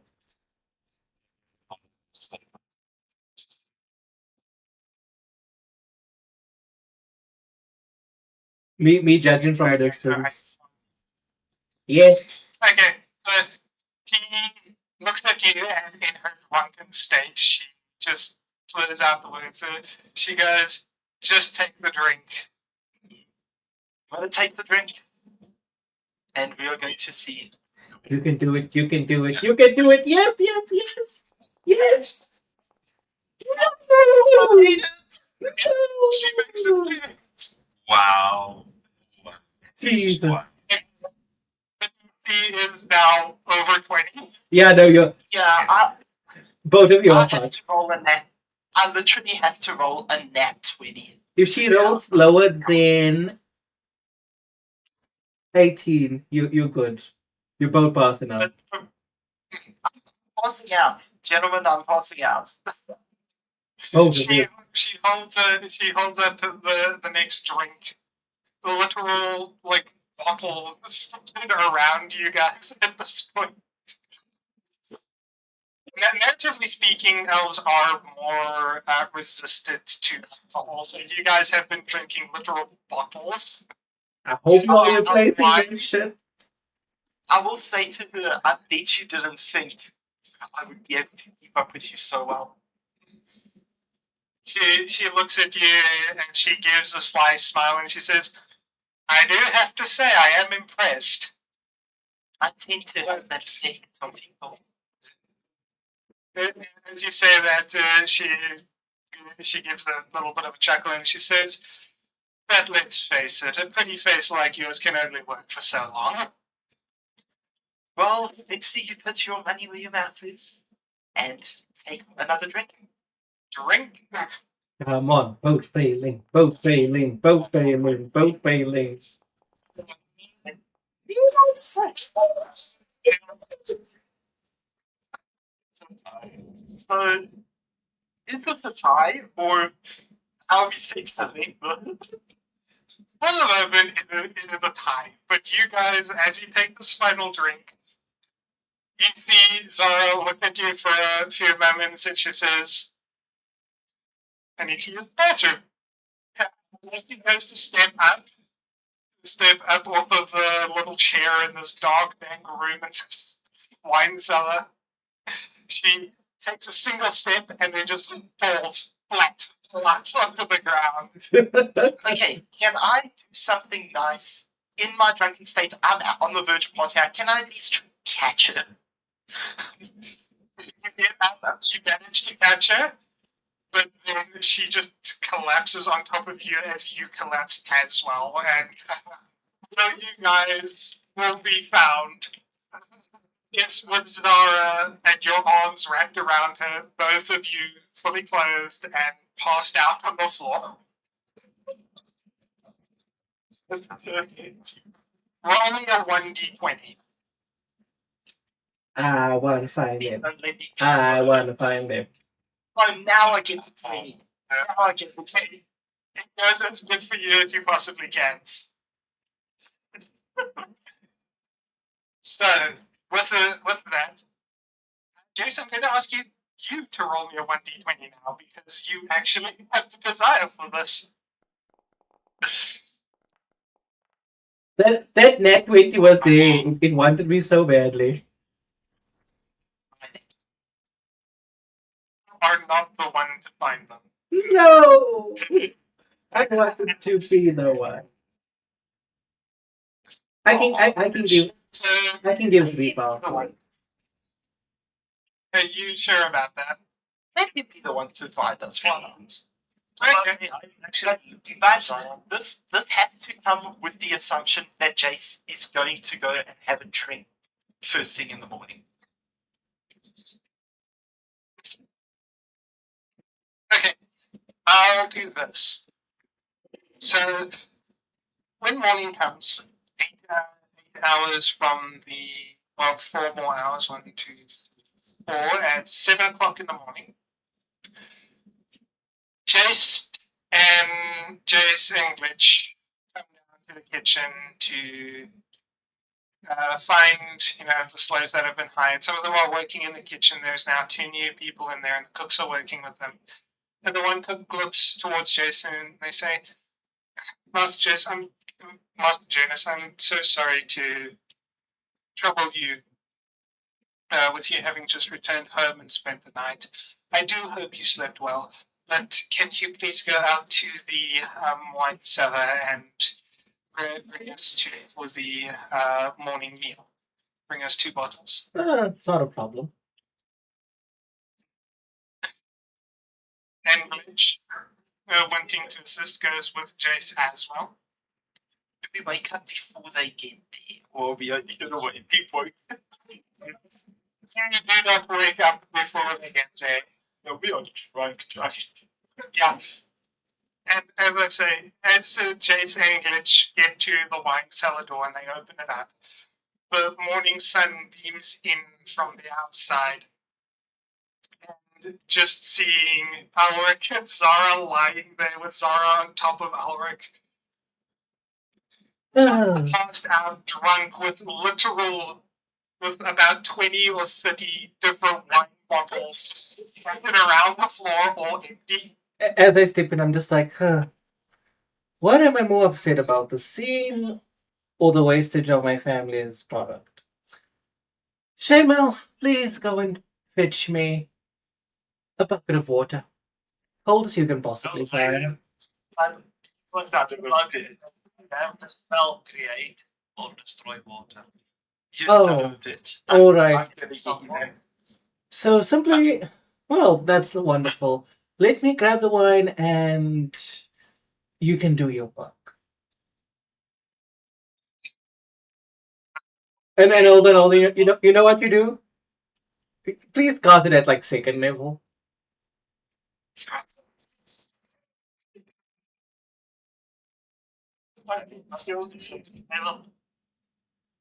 Okay. I do just need to work out how much gallons are. Gallons are a lot more than liters. You're gonna be swimming. So 1 gallon is roughly equivalent to 4 liters of water. Oh, hold on. Second level class. 3rd level. Gallons. 3rd level. Yeah, okay. 100. No, that's too much water. Like, you're going to flood your parent. Really? That is 113 liters of water. Yeah, you're literally going to cause more damage. Okay, we'll keep it at second level because it's the safest. No, second level is still 75 liters of water. Okay, can we just keep it at 1? Well, 1 is good because that's 27, call it 38 liters. It's still a lot of water. It's a bucket. And the thing is, he can also destroy the water afterwards with the very same spell. If he wants to burn 2 spell slots. Yeah. So yeah. So you cast. How do you cast the spell? How are you doing this, Shema? Water just above them and then drop it. Yeah, like from my vials that I have, it looks like I just keep putting out the water because I have to cast it in a container. So I'm technically casting it in a small vial and just letting it go to them the whole time. That whole thing gallons just going over them from this little vial. I would assume we wake up. Yes, both of you wake up with the icy chill of fresh cold water just spraying over both of you, having a very sobering effect very quickly. If you two drunken lovebirds would clean up your mess, it would be appreciated, and then you can join us for breakfast. Not a word. Not a word. So Zara, with that, after having woken up like that, she just puts her hands on the ground and lifts herself off from Elric. And as soon as she hears the term lovebirds, she looks around for a second. And she shakes her head for a moment before she.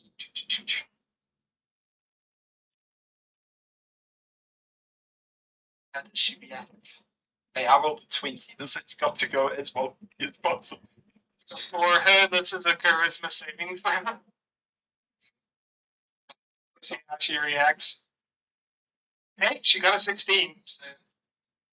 No blushing. She lifts herself up off of Owen for a moment. She stands up very calmly. And she says, someone lesser would have caused harm to the person to say that.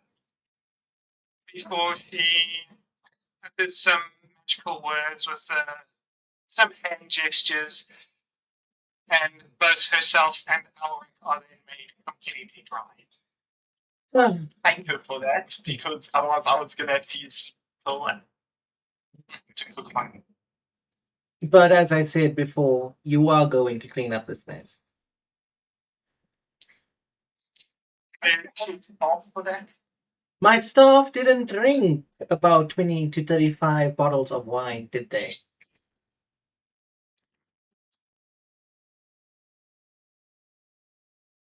She looked at all the bottles, and it is only at this point that she actually realizes the, shall we say, magnitude of the situation, and she doesn't actively blush from this. She looks towards Janus and she says, "You're a despicable person, but I see what you mean. We will clean this up, as is our dignity and propriety dictates." If I was despicable... No, hold on. If I was as despicable as you claimed, I'd have you pay for it.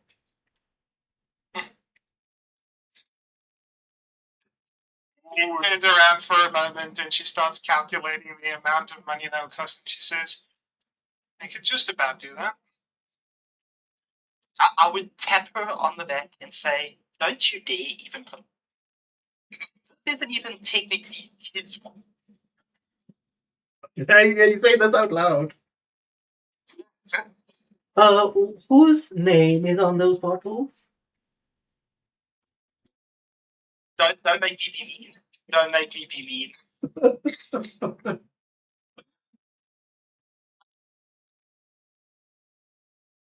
I will just say that if your parents have an issue with it, then they can take it up But if not, we will clean it up and it'll be sorted.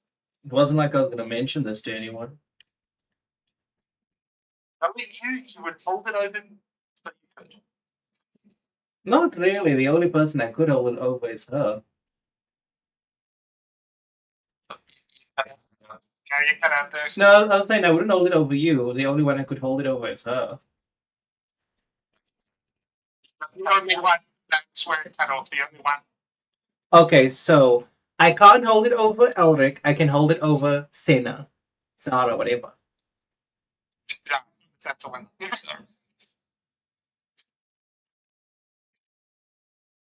And as you guys turn around to basically go head up, you see Thistle's head peeking out from the open cellar door, looking down into the cellar. How does Zara react to this? Zara looks up, finally spotting her, and she goes, I am so happy you don't like to talk. Like, hello. As the Fable waves at Thistle lifts her paw and gives like a floppy wave of it before she then runs off. And Zara, you guys can see Zara kind of look up for a bit, and she's like, that was unusual. Yes, I have some questions for you. Well, they'll have to wait until we're done. How me. Yeah, this is not I'm going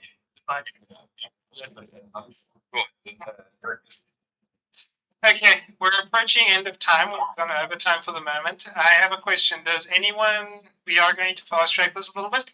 Does anyone have any questions they want to ask, anything they want to work out before leaving the estate?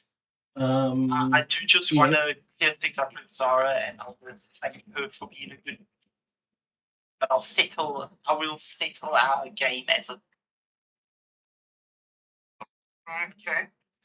Anyone else? Me, I just want to find out from Eldrin, if I'm saying my father's name right, if I should continue with the whole get up.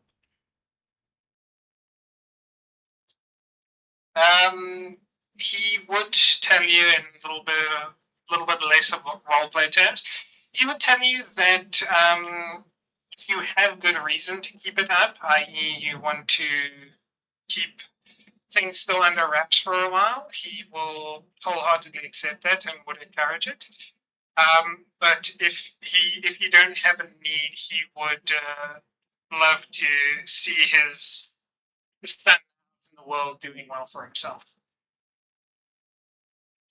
We'll go with the second one, and if I end up doing something horrible, it won't be my fault if he regrets it. Okay. Anything else from anyone? The Jade persona has died after how many sessions?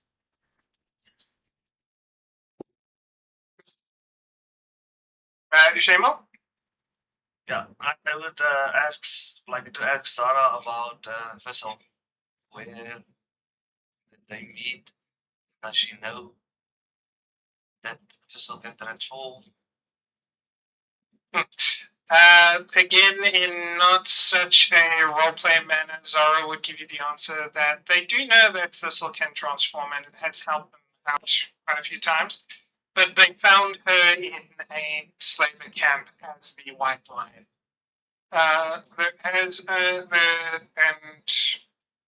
Zara does tell you, I haven't seen her outside of any animal forms, so she doesn't even know if what Thistle is outside of the animals.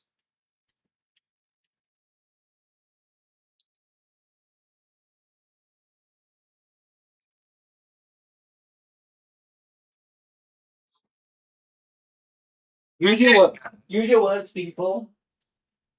I have nothing I need to settle here, but I will tell Zara that she should contact me.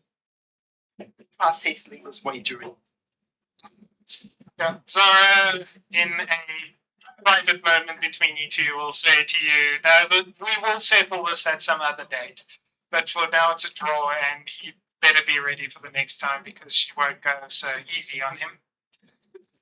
Easy on me. You thought that first. Even if it was only by a few seconds.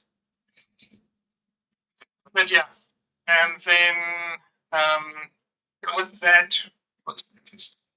yeah. But you guys have breakfast and whatnot. But Poppy is someone who comes in and says, "Listen, we need to get going again to get back on track of things." Yeah. And But So- what's breakfast?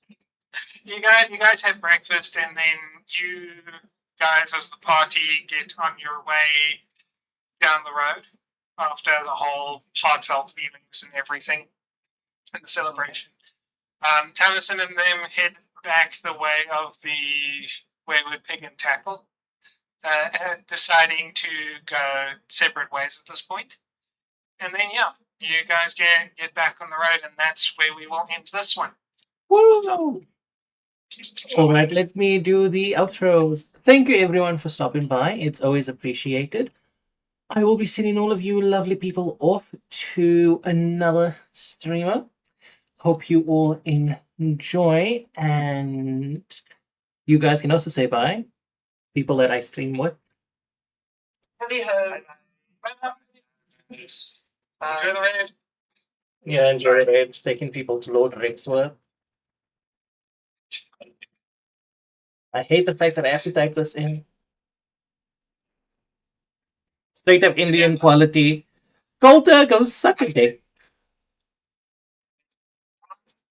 Voice is killing me. Goodbye. Alright, bye. Cheers, everyone. Thanks, Bill. Alright, guys. Cheers, guys. Thank you, everyone, for being around. See you next Sunday. Cheers. And bye-bye, dear Damien. I will see you maybe a few hours. I don't know. I'm getting off to bed by 10, so yeah. We'll speak in a few minutes. Ciao. Bye.